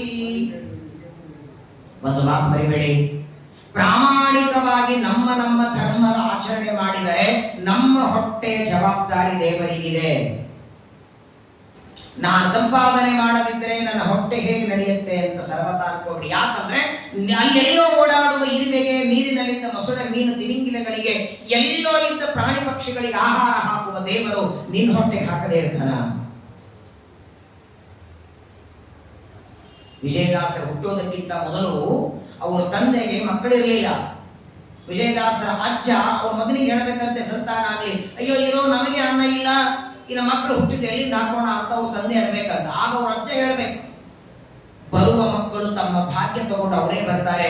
ಇಡೀ ಜಗತ್ತನ್ನ ಸಾಕುವ ದೇವರು ನಿನ್ನ ಮಗನಿಗೆ ಸಾಕ್ಲಿಕ್ಕಾಗಲ್ವಾ? 14 ಲೋಕಗಳ ನಾಡುವ ತಂದೆಗೆ ಮುದದಿಂದ ನಾನೊಬ್ಬ ಭಾರವಾದೆನೆ. ಎಲ್ಲೋ ಇರುವ ಮೊಸಳೆ, ಮೀನು, ತಿಮಿಂಗಿಲಗಳಿಗೆ ಆಹಾರ ಹಾಕ್ತಾನೆ. ಕೃಷ್ಣ ಒಂದ್ಸಲ ಊಟಕ್ಕೆ ಕೂತಿದ್ದಂತೆ ದ್ವಾರಕೆಯಲ್ಲಿ. ರುಕ್ಮಿಣಿ ಎಲ್ಲ ಬಡಿಸಿದ್ದಾಳೆ, ಪರಿಶೇಚನ ಮಾಡಿದ್ದಾನೆ, ಚಿತ್ರಾವತಿ ಇಟ್ಟಿದ್ದಾನೆ. ಆಪೋಷಣ ತಗೊಳ್ಬೇಕು, ಏನೋ ನೆನಪಾಯಿತು, ಎಲೆಯಿಂದ ಎದ್ದ. ರುಕ್ಮಿಣಿ ಅಂತಾಳೆ, ಏನು ಮೈಲಿಗೆ ಆಯ್ತಾ, ಏನಾದ್ರೂ ನೀರು ಸಿಡಿತಾ, ಯಾಕೆ ಆಪೋಷಣ ತಗೊಳ್ಳೋದು ಬಿಟ್ಟು ಎದ್ದಿರಲ್ಲ? ಕೃಷ್ಣ ಅಂತಾನೆ, ಅಲ್ಲಿ ಗೋಡೆ ಮೇಲೆ ಒಂದು ಇರುವೆ ಬೆಳಗ್ಗಿಂದ ಸಕ್ಕರೆ ಸಿಕ್ಕಿಲ್ಲ ಅಂತ ಒದ್ದಾಡ್ತಿದೆ, ಸ್ವಲ್ಪ ಅದಕ್ಕೆ ಸಕ್ಕರೆ ಹಾಕಿ ಆಮೇಲೆ ನಾನು ಊಟ ಕೊಡ್ತೇನೆ ಅಂತ ಹೋಗಿ ಅಲ್ಲಿ ಸಕ್ಕರೆ ಹಾಕಿ ತಾನು ಬಂದು ಊಟ ಕೂತ್ಕೊಂಡ. ಈ ಆಲೋಚನೆ ಎಂದಾದ್ರೂ ಬಂದಿತ್ತ ನಮಗೆ? ನಾವು ಊಟ ಕೊಡುವಾಗ ನಮ್ಮ ಮನೆಯಲ್ಲಿರುವ ಇರುವೆಗಳೆಲ್ಲ ಸಕ್ಕರೆ ತಿಂದಿವ್ಯಾ? ಅಕಸ್ಮಾತ್ ಸಕ್ಕರೆ ಬಿದ್ರೆ ಬೇಗ ಹೊರಸರಿ ಇರುವೆ ಆಗ್ತದಲ್ಲ ನಾವು.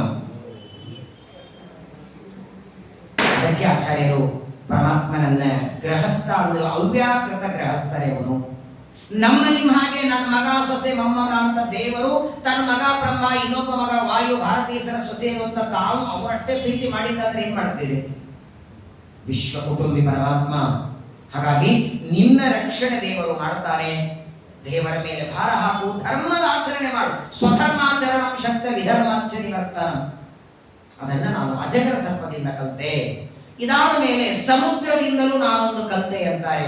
ಸಮುದ್ರದಿಂದ ಏನು ಕಲಿತೆ ಅಂದ್ರೆ ಮಾನ, ಅವಮಾನ, ಸಿಟ್ಟು, ದ್ವೇಷ ಏನೇ ಆಗಲಿ ಸಮುದ್ರ ಇದ್ದಂಗಿರ್ಬೇಕು. ಮಳೆಗಾಲದಲ್ಲಿ ಎಲ್ಲ ನದಿಗಳು ಬಂದು ಸೇರ್ಕೊಳ್ತವೆ, ಸಮುದ್ರ ಹಿಗ್ಗೋದಿಲ್ಲ. ಬೇಸಿಗೆಯಲ್ಲಿ ಎಲ್ಲ ನದಿಗಳು ಒಡಗುತ್ತವೆ, ಕುಗ್ಗೋದಿಲ್ಲ. ಹಿಗ್ಗು ಕುಗ್ಗುಗಳು ಸರ್ವಥ ಇರಬಾರದು.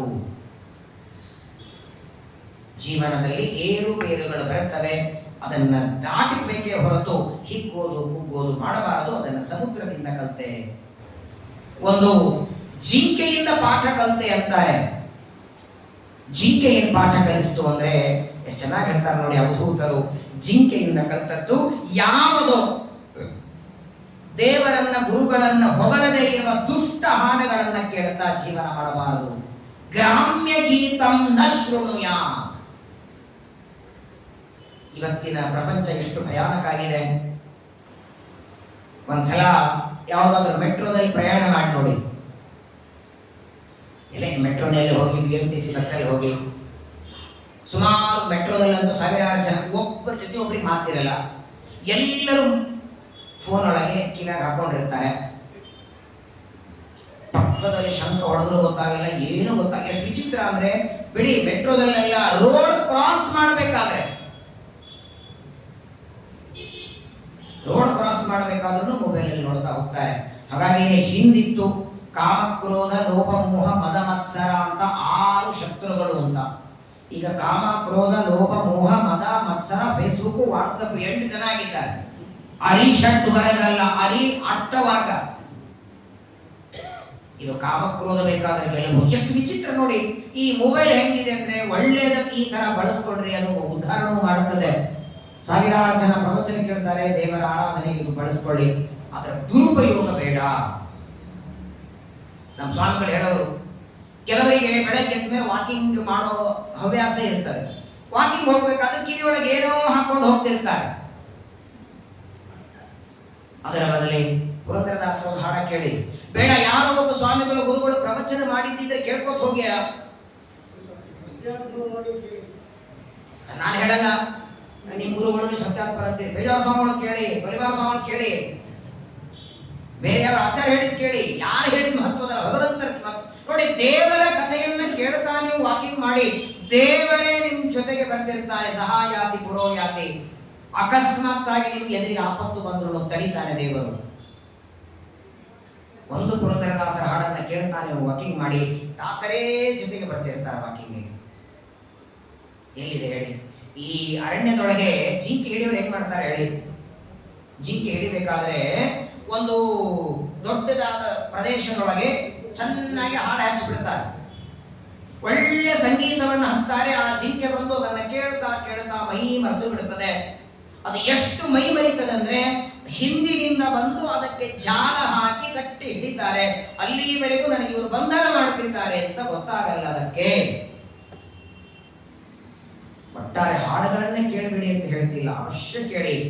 ದೇವರ ಮಹಿಮೆಯನ್ನ ಹೇಳುವ ಹಾಡುಗಳನ್ನ, ಗುರುಗಳ ಮಹಿಮೆಯನ್ನ ಹೇಳೋದನ್ನ, ದೇವರ ಕಥೆಯನ್ನ ಕೇಳೋದನ್ನ ನೋಡಿ. ನೋಡಿ ಇವತ್ತು ಪ್ರಾಯ ಇವರು ಅಂದದಕ್ಕೆ ನಾನು ಹೇಳ್ತೇನೆ, ಸತ್ಯಾತ್ಮ ತೀರ್ಥರ ಪ್ರವಚನಗಳು 1 ನಿಮಿಷ 2 ನಿಮಿಷ ಅಷ್ಟೇ ಬರ್ತಿವೆ. 99% ಅಲ್ಲ, 100ಕ್ಕೆ 100% ಇವತ್ತಿನ ಜಗತ್ತಿನೊಳಗೆ ಎಷ್ಟು ಬದಲಾವಣೆ ಅವರ ಪ್ರವಚನದಿಂದ ಆಗಿದೆ. ಸಾವಿರಾರು ಜನ ಸಂಧ್ಯಾವಂದನೆ ಮಾಡುತ್ತಿದ್ದಾರೆ, ಗುಟ್ಕಾ ತಿನ್ನೋದು ಬಿಟ್ಟಿದ್ದಾರೆ. ಏಕಾದಶಿ ಅನ್ನ ಸಾರು ಊಟ ಮಾಡ್ಕೊಳ್ಳೋರು ಇವತ್ತು ಅನ್ನ ಬಿಟ್ಟು ಹಾಳು ಹಡ್ತೀನಿ ಮಾಡ್ತಿದ್ದಾರೆ. ಎಷ್ಟೋ ಜನ ಉಪವಾಸ ಮಾಡ್ತಿದ್ದಾರೆ. ಇದಕ್ಕಿಂತ ಇನ್ನೇನು ಬೇಕು? ಯಾವಾಗಲೂ ನೋಡಿ, ಮನೆಯಲ್ಲಿದ್ದಂತಹ ಹೆಂಡತಿ ಮಕ್ಕಳಲ್ಲೇನೆ ಪರಿವರ್ತನೆ ಮಾಡಲಿಕ್ಕೆ ನಮ್ಮಿಂದ ಆಗಲ್ಲ. ಜಗತ್ತು ಪರಿವರ್ತನೆ ಒಬ್ಬ ವ್ಯಕ್ತಿಯಿಂದ ಆಗತ್ತಂದ್ರೆ ಅವನೊಂದೇನೋ ದೊಡ್ಡ ಗುಣ ಇರಬೇಕು. ಭಗವಂತನ ವಿಶೇಷ ಸನ್ನಿಧಾನ. ಹಾಗಾಗಿ ಗ್ರಾಮ್ಯ ಗೀತಗಳನ್ನ ಯಾರನ್ನೋ ಹೇಳುವ, ಆದ್ರೆ ಏನ್ ಮಾಡೋದು, ಕಲಿಯುಗದ ದುರ್ದೈವ ಅಂದ್ರೆ ಅವೇ ಹಾಡುಗಳು ರೋಚಕ ಅನ್ನಿಸ್ಬಿಡ್ತವೆ, ತಾತ್ಕಾಲಿಕವಾಗಿ ಆನಂದ ಕೊಡ್ತವೆ ಅಂತ ಅವುಗಳನ್ನೇ ಕಿವಿಯೊಳ ಇಟ್ಕೊಂಡು ಕೇಳ್ತಾ ಹೋಗಿಬಿಡ್ತಾನೆ. ಅದನ್ನು ನಾನು ಜಿಂಕೆಯಿಂದ ಕಲಿತೆ. ಅದಾದ ಮೇಲೆ ಒಂದು ಕುಮಾರಿಯ ಕೈಯಲ್ಲಿರುವ ಬಳೆ, ಅದು ನನಗೆ ಗುರು ಅಂತಾರೆ. ಅವಧೂತರು ಹೇಳಿದರೆ ಯದುರಾಜ ಅಂತಾನೆ, ಬಳೆ ಪಾಠ ಮಾಡುತ್ತೆ ಸ್ವಾಮಿ. ಅದಕ್ಕೊಂದು ಕತೆ ಹೇಳ್ತಾರೆ ಅವಧೂತರು. ಒಂದು ಮನೆಯೊಳಗೆ ತಾಯಿ, ಮಗಳು, ತಂದೆ ತಾಯಿ ಒಬ್ಬಳೇ ಮಗಳು. ಮಗಳಿಗೆ 14 ವರ್ಷ ಆಯ್ತು. ಹಿಂದೆಲ್ಲ 14 ವರ್ಷಕ್ಕೆಲ್ಲ ಮದುವೆ ಮಾಡೋರು. ತಂದೆ ತಮ್ಮ ಮಗನಿಗೆ ವರ ನೋಡ್ತಿದ್ದಾರೆ. ಬಂದವರೆಲ್ಲ ಬರಬೇಕು, ನೋಡಬೇಕು, ಏನೋ ಒಂದು ಕಾರಣ ಹೇಳಿ ಹೋಗೋರು. ತಂದೆಗೆ ಬೇಜಾರಾಯ್ತು, ಹಿಂಗಪ್ಪ ಮಗಳ ಮದುವೆ ಆಗತ್ತೆ ಅಂತ. ಒಂದು ದಿನ ತಂದೆ ತಾಯಿ ಯಾವುದೋ ಒಂದು ಕೆಲಸಕ್ಕೆ ಹೋಗಿದ್ದಾರೆ. ಮನೆಯಲ್ಲಿ ಮಗಳೊಬ್ಬಳೆ. ಅಷ್ಟೊತ್ತಿಗೆ ಹುಡುಗನ ಕಡೆಯಿಂದ ಬಂದಿದ್ದಾರೆ. ತಂದೆ, ತಾಯಿ, ಆ ಹುಡುಗ 3 ಜನ ಬರ್ತಾರೆ. ಇವಳೇ ಬನ್ನಿ ಅಂತ ಕರೀತಾರೆ. ಯಾಕಮ್ಮ ನಿಮ್ಮ ತಂದೆ ತಾಯಿ ಇಲ್ವಾ ಅಂದ್ರೆ, ಇಲ್ಲೇ ಹೊರ ಕೆಲಸಕ್ಕೆ ಹೋಗಿದ್ದಾರೆ, ಕೂತ್ಕೊಳ್ಳಿ ಅಂತ ಕೂಡಿಸ್ತಾಳೆ, ನೀರು ಕೊಡ್ತಾಳೆ. ಯಾಕೋ ತಂದೆ ತಾಯಿ ಬರೋದು ಸ್ವಲ್ಪ ತಡ ಆಯಿತು. ಆ ಹುಡುಗಿ ಅಂತಾಳೆ, ಅಡಿಗೆ ಮಾಡ್ತೇನೆ, ಊಟ ಮಾಡಿ. ಅಷ್ಟೊತ್ತಿಗೆ ತಂದೆ ಅಪ್ಪ ಅಮ್ಮ ಬರ್ತಾರೆ. ಅವ್ರ ಸಂಸ್ಕಾರ ಎಷ್ಟಿತ್ತು ಅವಳಿಗೆ, ಬಂದವರನ್ನ ಉಪವಾಸ ಕಳಿಸಬಾರ್ದು, ಊಟ ಮಾಡಿ ಅಂತದಕ್ಕೆ ಅವರು ಹೇಗೋ ಊಟ ಸಮಯ ಆಗಿತ್ತು, ಆಗಲಿ ಅಂದ್ರು. ಊಟ ಮಾಡಿ ಅಂತ ಹೇಳಿ ಆಮೇಲೆ ಒಳಗೆ ಬಂದು ನೋಡ್ತಾಳೆ, ಡಬ್ಬಿಯಲ್ಲಿ ಅಕ್ಕಿನೇ ಇಲ್ಲ. ಅಕ್ಕಿ ಇಲ್ಲ ಅಂದ್ರೆ ಅನ್ನ ಮಾಡೋದು ಹೇಗೆ? ಕೊನೆಗೆ ಭತ್ತವನ್ನು ಹಾಕೊಂಡಿದ್ದಾಳೆ ಒರಳಲ್ಲಿ. ಹಿಂದಿನ ಕಾಲದಲ್ಲಿ ಚೆನ್ನಾಗಿ ಒರಿಗೆಯಿಂದ ಕುಟ್ಟುತ್ತಿದ್ದಾಳೆ. ಭತ್ತ ಕುಟ್ಟಿ ಅದರ ಮೇಲಿನ ತೊಗಟು ತೆಗೆದು ಅಕ್ಕಿ ಮಾಡಬೇಕು. ಅವಳು ಭತ್ತ ಹಾಕಿ ಕುಟ್ಟಬೇಕಾದ್ರೆ ಕೈ ತುಂಬ ಬಳೆಗಳು. ಇವತ್ತು ನೋಡಿ, ಮಕ್ಕಳು ಬಳೆಗಳ ಹಾಕದೇ ಇರೋದಕ್ಕೆ 90% ತಂದೆ ತಾಯಿಗಳದೇ ತಪ್ಪು. ಹಾಕುವ ಸ್ಕೂಲುಗಳಿಗೆ ಅಂತ ಸ್ಕೂಲುಗಳಿಗೆ ಹಾಕ್ತಾರೆ. ಯಾವ ಸ್ಕೂಲುಗಳಲ್ಲಿ ಬಳೆಗಳಿಗೆ ಬೆಲೆ ಇಲ್ಲ, ಹಣೆ ಮೇಲೆ ಕುಂಕುಮ ಬೇಡ, ಕೊರಳಲ್ಲಿ ಯಾವ ಸರ ಬೇಡ, ಪರವಾಗಿಲ್ಲ, 2 ಅಕ್ಷರ ವಿದ್ಯೆ ಕಡಿಮೆ ಬಂದರೂ ಚಿಂತೆ ಇಲ್ಲ. ಸಂಸ್ಕಾರ ಬಹಳ ದೊಡ್ಡದು. ಹಾಗಾಗಿಯೇ ಇವತ್ತು ಅರುಂಧತಿ ಗುರುಕುಲ ಅಂತ ಒಂದು ಗಿರಿನಗರದಲ್ಲಿದೆ, ಉತ್ತರಾದಿ ಮಠದ ಪಕ್ಕದಲ್ಲಿ ತೆಗೆದಿದ್ದಾರೆ. ವಿದ್ಯೆ ಬೇಕು ಮಕ್ಕಳಿಗೆ, ಆದರೆ ಕೇವಲ ವಿದ್ಯೆ ಇಲ್ಲ, ಸಂಸ್ಕಾರವೂ ಬೇಕು. ಈ ವಯಸ್ಸಿನಲ್ಲೇ ನೀವು ಹಣೆ ಕುಂಕುಮ ಹಚ್ಕೊಳ್ಳೋದು, ಬಳೆ ಹಾಕೊಳ್ಳೋದು ಕಲಿಸಲಿಲ್ಲ ಅಂದ್ರೆ ನಾಳೆ ಒಂದು ದಿನ ಇದರ ಅವಶ್ಯಕತೆ ಇಲ್ಲ ಅಂತ ಅವ್ರ ತಲೆ ಬರ್ತದೆ. ಹಾಗಾಗಿ ನೋಡಿ, ಇವತ್ತು 90% ಯಾರನ್ನ ನೋಡಿದ್ರೆ ಇವರು ಮುತ್ತೈದೆ ಹೌದು ಅನ್ನೋ ಒಂದು ತಿಳ್ಕೊಳ್ಳೋದೇ ಕಷ್ಟ. ಎಲ್ಲರೂ ಒಂದೇ ರೀತಿ ಇರ್ತಾರೆ.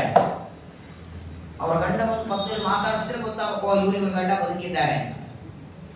ಆಗಿನ ಕಾಲದ ಆ ಹುಡುಗಿ ಕೈ ತುಂಬ ಬಳೆ ಹಾಕೊಂಡು ಒರಳಲ್ಲಿ ಭತ್ತ ಹಾಕಿ ಕುಟ್ಟುತ್ತಿದ್ರೆ ಒಂದು ಬಳೆ ಇನ್ನೊಂದು ಬಳೆಗೆ ತಾಕಿ ಶಬ್ದ ಶುರುವಾಯಿತು. ವಿಚಾರ ಮಾಡ್ತಾಳೆ, ಈ ಬಳೆಗಳ ಶಬ್ದವನ್ನು ಕೇಳಿಸ್ತಿದ್ರೆ ಹೊರ ಕೂತ್ಕೊಂಡವ್ರು ಏನಂತಾರೆ, ಏನಪ್ಪಾ ಇವ್ರ ಮನೆಯಲ್ಲಿ ಅಕ್ಕಿಗೂ ಗತಿ ಇಲ್ಲ, ಇಲ್ಲಿನ ಕನ್ಯಾ ಮಾಡ್ಕೊಂಡ್ರೆ ಹೇಗಾಗತ್ತೆ ಅಂತ ತಿಳ್ಕೊಂಡು ಏನೋ ಮಾಡಿ ಮದುವೆ ಬೇಡ ಅಂದ್ರೆ ಏನ್ ಮಾಡೋದು ಅಂತ ತಾನೇ ಭಯಪಟ್ಟು ಎಲ್ಲ ಬಳೆಗಳನ್ನ ತೆಗೆದು 2 ಬಳೆಯನ್ನು ಇಟ್ಟು ಕುಡ್ಲಿಕ್ಕೆ ಶುರು ಮಾಡ್ತಾಳೆ. ಮತ್ತೆ ಒಂದು ಬಳೆ ಇನ್ನೊಂದು ಬಳೆಗೆ ತಾಕಿ ಶಬ್ದ ಶುರುವಾಯಿತು. ಕೊನೆಗೆ ಆ ಒಂದು ಬಳೆಯನ್ನ ತೆಗೆದು ಒಂದೊಂದೇ ಬಳೆಯನ್ನ ಇಟ್ಟು ಚೆನ್ನಾಗಿ ಭತ್ತ ಕುಟ್ಟುತ್ತಾಳೆ, ಅಕ್ಕಿ ಆಯಿತು, ಅನ್ನ ಮಾಡ್ತಾಳೆ, ಊಟಕ್ಕೆ ಹಾಕ್ತಾಳೆ. ಅವರ ಊಟ ಮಾಡೋ ಹೊತ್ತಿಗೆ ತಂದೆ ತಾಯಿಗಳು ಬರ್ತಾರೆ. ಆಗ ಹುಡುಗನ ತಂದೆ ತಾಯಿ ಅಂತಾರೆ, ನಿಮ್ಮ ಮಗಳು ಒಪ್ಪಿಗೆ ಆಗಿದ್ದಾಳೆ ಎಂದು. ಇಷ್ಟು ಸಂಸ್ಕಾರ ಕೊಟ್ಟಿದ್ದೀರಿ, ಮನೆಗೆ ಬಂದವರನ್ನು ಕೂಡಿಸಿ ಆದರಾತಿಥ್ಯ ಮಾಡ್ತಾರೆ. ನಿಮ್ಮ ಮಗಳ ನನಗೆ ಒಪ್ಪಿಗೆ ಆಯಿತು ಅಂತ ಈ ಕಥೆಯನ್ನ ಹೇಳಿ, ಈ ಕಥೆಯಿಂದ ನಾನೊಂದು ಕಲಿತೆ ಅಂತಾರೆ ಅವಧೂತರು. ಮನುಷ್ಯ ಸಾಧನೆ ಮಾಡಬೇಕು, ಜಪ ಮಾಡಬೇಕು, ಪಾರಾಯಣ ಮಾಡಬೇಕು, ಏಕಾಂತದಲ್ಲಿ ಕೂತ್ಕೊಂಡು ಮಾಡಬೇಕು. 10 ಜನರ ಮಧ್ಯದಲ್ಲಿ ಕೂತ್ರೆ ಹೇಗೆ ಒಂದು ಬಳೆ ಇನ್ನೊಂದು ಬಳೆಗೆ ತಾಕಿ ಅವಳ ಕುಟ್ಟೋದಕ್ಕೆ ವ್ಯತ್ಯಾಸ ವಿಘ್ನ ಬಂತಲ್ಲ, ಹಾಗೆ 10 ಜನರ ಮಧ್ಯದಲ್ಲಿ ಕೂತ್ರೆ ಅವರದೊಂದು ಇವರದೊಂದು ಮಾತು ಹರಟೆ ಜಗಳ ಸಾಧನೆ ಆಗಲ್ಲ. ಬೇಡ ಇಬ್ಬರೇ ಕೂತ್ಕೊಂಡು ಜಪ ಮಾಡೋಣ ಅಂದ್ರೆ ಅವ್ರು ಇವ್ರಿಗೆ ಮಾತಾಡ್ತಾರೆ, ಇವ್ರು ಅವ್ರಿಗೆ ಮಾತಾಡ್ತಾರೆ. ಆಗತ್ತೋ ಇಲ್ಲ ಹೇಳಿ. ಈಗ ನಾಳೆ ಚೈತ್ರ ಮಾಸ ಶುಕ್ಲ ಪಕ್ಷ ಪ್ರತಿಪದ, ಒಳ್ಳೆ ಹೊಸ ಸಂವತ್ಸರ, 18 ಅಧ್ಯಾಯ ಭಗವದ್ಗೀತೆ ಪಾರಾಯಣವನ್ನ ನೀವೆಲ್ಲರೂ ಸೇರಿ ಮಾಡೋಣ. ಎಲ್ಲರೂ ಸೇರಿ ಅನ್ನೋದಿಲ್ಲ, ಒಬ್ಬೊಬ್ಬರು ಒಂದೊಂದು ಕಡೆ ಕೂತ್ಕೊಂಡು 18 ಅಧ್ಯಾಯ ಪಾರಾಯಣ ಮಾಡೋದು. ಏಕಕಾಲಕ್ಕೆ ಎಲ್ಲರೂ ಶುರು ಮಾಡೋದು. ನಿಮ್ದಿನ್ನೂ 2 ಅಧ್ಯಾಯ ಆಗಿರುತ್ತೆ. ಎಲ್ಲಿ ಬಂತು ಇನಾಮದಾರ ನಿಮ್ದು? ಏನಾದ್ರು 3ನೇ ಅಧ್ಯಾಯ ಮುಗೀತು, ನಿಮ್ದು ನನ್ನ 4ನೇ ಅಧ್ಯಾಯ ಮುಗಿಲಿಕ್ಕೆ ಬಂತು. ಗ್ರಾಸಂ ಗ್ರಾಸಂ ಹರಟೆ ಶುರು ಆಗತ್ತೆ. ಏಕಮೇವ ಚರೇಸ್ತಸ್ಮಾ ಕೌಮಾರ್ಯ ಇವ ಕಂಕಣ. ಒಬ್ಬಂಟಿಕನಾಗಿ ನಿನಗೆ ಜಪ ಮಾಡೋದಿದೆ, ಸಾಧನ ಮಾಡೋದಿದೆ, ತಪಸ್ಸು ಮಾಡೋದಿದೆ, ಏಕಾಂತದಲ್ಲಿ ಮಾಡಬೇಕು. ಅದನ್ನ ಒಂಟು ಬಳೆ ಯಾವ ರೀತಿ ಅವಳಿಗೆ ಭತ್ತ ಕುಟ್ಟಿ ಅನ್ನ ಮಾಡೋದಕ್ಕೆ ಸಾಧ್ಯವಾಯಿತು, ಹಾಗೆ ಆ ಬಳೆಯಿಂದ ನಾನು ಪಾಠವನ್ನು ಕಲಿತೆ. ಇದಾದ ಮೇಲೆ ಕೊನೆಯದು ಇನ್ನೊಂದು ಗುರು ನನಗೆ ಅಂತ ಹೇಳ್ತಾರೆ. ಒಬ್ಬ ವೇಶ್ಯ ನನಗೆ ಗುರು.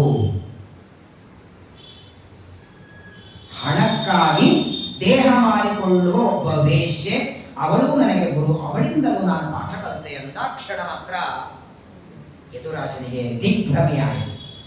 ಬಳೆಯಿಂದ ಕಲ್ತ್ರೆ ಹಾವಿನಿಂದ ಕಲ್ತ್ರೆ ಏನೋ ಸರಿ, ವೇಶ್ಯೆ ಅಂದ್ರೆ ಪಾಠ ಹೇಳ್ತಾಳೆ ನಿಮಗೆ. ಅವಳಿಗೆ ಗೊತ್ತಿರೋದೇ ಒಂದು, ತನ್ನ ದೇಹವನ್ನ ಮಾರಿಕೊಂಡು ಹಣವನ್ನ ಸಂಪಾದನೆ ಮಾಡುವ ವೇಶ್ಯೆ ತಾನು ಹೆಂಗೆ ಬದುಕ್ತಾಳೆ ಅದನ್ನೇ ಕಲಿಸ್ಬೇಕಲ್ಲ ಪಾಠಗಳು.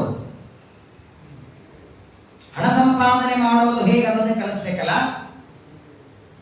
ಇಲ್ಲಪ್ಪ, ವೇಶ್ಯೆಯಿಂದಲೂ ಒಂದು ಪಾಠ ಕಲಿತೆ, ಒಂದು ಕಥೆ ನಿನಗೆ ಹೇಳ್ತೇನೆ ಅಂತ ಯದುರಾಜನಿಗೆ ಅವಧೂತರು ಒಂದು ಕಥೆ ಹೇಳ್ತಾರೆ. ವಿದೇಹ ನಗರದಲ್ಲಿ, ವಿದೇಹ ನಗರ ಅಂದ್ರೆ ಸೀತಾದೇವಿ ತವರು ಮನೆ, ಅದಕ್ಕಾಗಿ ಸೀತಾದೇವಿಗೆ ವೈದೇಹಿ ಅಂತ ಹೆಸರಿದೆ. ವಿದೇಹ ದೇಶದವಳು ಅಂತ ವೈದೇಹಿ, ಜನಕರಾಜನ ಮಗಳು ಅಂತ ಜಾನಕಿ. ವಾಸ್ತವಿಕವಾಗಿ ಜನಕರಾಜ ಅವನ ಹೆಸರಲ್ಲ, ಅದು ಜನಕಪುರ ಅಂತ ಊರೆಸರು. ಜನಕಪುರದಲ್ಲಿ ಇದ್ದದ್ದರಿಂದ ಜನಕ, ಅವನ ಹೆಸರು ಸೀರಧ್ವಜ ಅಂತ. ಜನಕರಾಜನ ಹೆಸರು ಸೀರಧ್ವಜ, ಅವನ ಹೆಂಡತಿ ಹೆಸರು ಸುನಯನಾದೇವಿ ಅಂತ. ಸಾಮಾನ್ಯವಾಗಿ ಜನಕರಾಜ ಹೆಂಡತಿ ಹೆಸರಲ್ಲಿ ಬರುವುದೇ ಇಲ್ಲ, ಯಾಕಂದ್ರೆ ಸೀತಾದೇವಿ ಬಂದದ್ದೇ ಭೂಮಿಯಿಂದ ಬಂದು ಹಂಗೇನೆ ದೊಡ್ಡವಳಾದ್ದು, ರಾಮನ ಮದುವೆ ಆದ್ದು, ತಾಯಿಯ ಉಲ್ಲೇಖ ಬಹಳ ಕಡೆ ಇಲ್ಲ. ಸೀರಧ್ವಜ ಅವನು. ವಿದೇಹ ನಗರದಲ್ಲಿ ಪಿಂಗಲ ಅಂತ ಒಬ್ಬ ವೇಶ್ಯೆ ಇತ್ತು. ಪ್ರತಿನಿತ್ಯದಲ್ಲಿ ಆ ವೇಶ್ಯೆ ತನ್ನ ಮನೆ ಮುಂದೊಂದು ಬೋರ್ಡ್ ಹಾಕಿದ್ಲ, ನಾನು ಬೇಡಿದಷ್ಟು ಹಣವನ್ನ ಯಾರಿಗೆ ಕೊಡ್ಲಿಕ್ಕೆ ಸಾಧ್ಯವಾಗುತ್ತೆ ಅವರು ಒಳಗೆ ಬನ್ನಿ. ಬರೋರು ಹೋಗೋರೆಲ್ಲ ಆ ಬೋರ್ಡ್ ನೋಡ್ಬೇಕು, ಅಷ್ಟು ಹಣ ಕೊಡ್ಲಿಕ್ಕೆ ಸಾಧ್ಯವಾದ್ರೆ ಒಳಗೆ ಬರಬೇಕು. ಯಾಕಂದ್ರೆ ಒಳಗೆ ಬಂದ್ಮೇಲೆ ಆಗಲ್ಲ ಅನ್ಬೇಕು, ಜಗಳ ಎಲ್ಲ ಬೇಡ. ಹೊರಗಡೆ ಬೋರ್ಡ್ ನೋಡಿ, ಆದ್ರೆ ಒಳಗೆ ಬನ್ನಿ, ಇಲ್ಲ ಅಂದ್ರೆ ಹೊರಡೆ. ಹೀಗೆ ಮನೆಯ ಮುಂದೆ ಬೋರ್ಡ್ ಹಾಕೊಂಡು ಒಂದು ಕುರ್ಚಿ ಹಾಕೊಂಡು ಆ ಪಿಂಗಲವೇ ಅವ ವೇಶ್ಯ ಪ್ರತಿನಿತ್ಯದಲ್ಲಿ ತನ್ನ ಕೆಲಸವನ್ನ ಮಾಡ್ತಾ ಇದ್ದು. ಒಂದು ದಿನ ಏನಾಯ್ತಂದ್ರೆ, ನಸುಕಿನ ಜಾವ 3 ಗಂಟೆಗೆ ಎದ್ದು 3 ಗಂಟೆಗೆ ಎದ್ದು ಸ್ನಾನ ಮಾಡಿ ಮನೆ ಬಾಗಿಲಿಗೆ ಕೂತಿದ್ದಾಳೆ. ನಸುಕಿನ ಜಾವ 3 ಗಂಟೆ ಕೂತ್ರೆ ರಾತ್ರಿ 12 ಗಂಟೆ ಆಯಿತು, ಒಂದು ನರಬೆಳ್ಳಿ ಬರಲಿಲ್ಲ, ಯಾರು ಬರಲಿಲ್ಲ. ಅವತ್ತು ರಾತ್ರಿಯವರೆಗೆ ಕೂತ್ಕೊಂಡು ಕೂತ್ಕೊಂಡು ಕೂತ್ಕೊಂಡು ಮಧ್ಯರಾತ್ರಿ ಆಗ ಬಂತು ನೋಡಿ, ಕಣ್ಣೊಳಗೆ ದಳ ದಳ ದಳ ನೀರು. ಪಶ್ಚಾತ್ತಾಪ ಆಗಿ ಆಗ ವೇಶ್ಯೆ ಅಂತಾಳೆ, ಎಷ್ಟು ಹೊತ್ತು ಯಾರೋ ಬರ್ತಾರೆ ಅಂತ ನಾನು ಕಾಯಿದೆ, ಒಬ್ಬ ಪುರುಷನಿಗೋಸ್ಕರ 12 ಗಂಟೆ ಕಾಯಿದೆ, ಅಷ್ಟೇ ಹೊತ್ತು ಇವನಿಗೋಸ್ಕರ ಕಾಯಿದಿದ್ರೆ ಹೃದಯಕ್ಕೆ ಬರ್ತಿದ್ದ. ಓಡಿ ಬಾರಯ್ಯ ಅಂತ ಕರೆದ್ರೆ ವೈಕುಂಠದಿಂದಲೇ ಓಡಿ ಬರ್ತಿದ್ದ. ಸಂತಂ ಸಮೀಪೇ ರಮಣಂ ರತಿಪ್ರದಂ ವಿತ್ತಪ್ರದಂ ನಾಣ್ಯ ಭಜೇಹ ಮಜ್ಞ. ಬೈಕೋತಾಳೆ ತನ್ನನ್ನು ತಾನು, ಪ್ರಪಂಚದೊಳಗೆ ನನ್ನಂತ ಮೂರ್ಖ ಸ್ತ್ರೀ ಇನ್ನೊಬ್ಬರಿಲ್ಲ. ಎಲ್ಲೋ ದೂರದಲ್ಲಿರುವ ಪುರುಷ ಬರಲಿ ಅಂತ ನಾನು ಬೋರ್ಡ್ ಹಾಕೊಂಡು ಕೂತಿದ್ದೇನೆ. ಸಮೀಪದಲ್ಲೇ ಇರುವ ಹೃದಯ ಮಂದಿರದಲ್ಲಿ ಮನೆ ಮಾಡಿಕೊಂಡು ಕೂತಂತಹ ದೇವರನ್ನ ಒಂದು ವೇಳೆ ನಾನು ಕಾಯ್ದಿದ್ರೆ, ಇಷ್ಟೊತ್ತು ಅವನಿಗೋಸ್ಕರ ಕಾಯ್ದಿದ್ರೆ ಓಡಿ ಬರ್ತಿದ್ದ. ವಿಚಿತ್ರ ಅಂದ್ರೆ ತಾತ್ಕಾಲಿಕವಾಗಿ ಸುಖ ಕೊಡೋ ವ್ಯಕ್ತಿಯಿಂದ ಬೆನ್ನು ಹತ್ತುತ್ತೇವೆ, ಶಾಶ್ವತವಾದ ಸುಖ ಕೊಡೋನು ದೇವರೊಬ್ಬನೇ. ಅನಾದಿ ಕಾಲದ ಬಂಧು ಅವನು. ಈ ನಮ್ಮ ಅಣ್ಣ ತಮ್ಮ ತಂದೆ ತಾಯಿಗಳಿಗೆ ಯಾವತ್ತಾದರೂ ಒಂದಿನ ನಮ್ಮ ಮೇಲೆ ಕೋಪ ಬರ್ತದೋ ಇಲ್ಲೋ? ಎಷ್ಟೇ ಪ್ರೀತಿ ಹೆಂಡತಿ ಮೇಲೆ ಮಾಡಿ, ಎಷ್ಟೇ ಪ್ರೀತಿ ನಿಮ್ಮ ಅಣ್ಣ ತಮ್ಮಂದರ ಮೇಲೆ ಯಾವತ್ತೂ ಒಂದಿನ ತಿರುಗಿ ಬೀಳ್ತಾರೋ ಇಲ್ಲೋ? ಮನೇನೋ ಮಠನೋ ಅಥವಾ ಯಾವುದೋ ವ್ಯವಹಾರದಲ್ಲಿ ಬಂದ್ರೆ ಪ್ರೀತಿಯಲ್ಲಿ ಜಗಳ ಬರ್ತದೆ. ನಿಸ್ಸಂಕೋಚವಾಗಿ ಯಾವತ್ತಿಗೂ ಜಗಳ ಆಡದೆ ಪ್ರೀತಿ ಮಾಡೋನು ಅಂದ್ರೆ ದೇವರು ವಾಯುದೇವರಿಬ್ರೆ. ನೋಡಬೇಕಾದ್ರೆ ಎಲ್ಲಾ ಪ್ರೀತಿಗಳಲ್ಲಿ ಅಡ್ಡ ಇದೆ. ಎಷ್ಟೇ ಅನ್ಯೋನ್ಯತೆ ಇರಲಿ, ಒಂದಿಲ್ಲ ಒಂದು ಕಾರಣಕ್ಕೆ ಬಿರುಕು ಬೀಳುತ್ತದೆ.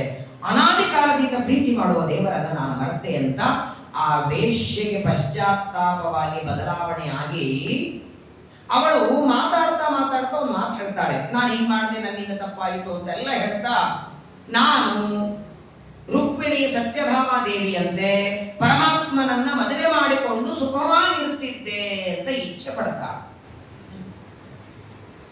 ದೇವರನ್ನ ಮದುವೆ ಮಾಡಿಕೊಂಡು ಇರುತ್ತಿದ್ದೆ ಅನ್ನುವ ಇಚ್ಛೆ ಆ ಪಿಂಗಲ ಅನ್ನುವ ವೇಶ್ಯೆಗೆ ಬಂತು. ಇದು ಸರಿನೋ ತಪ್ಪೋ?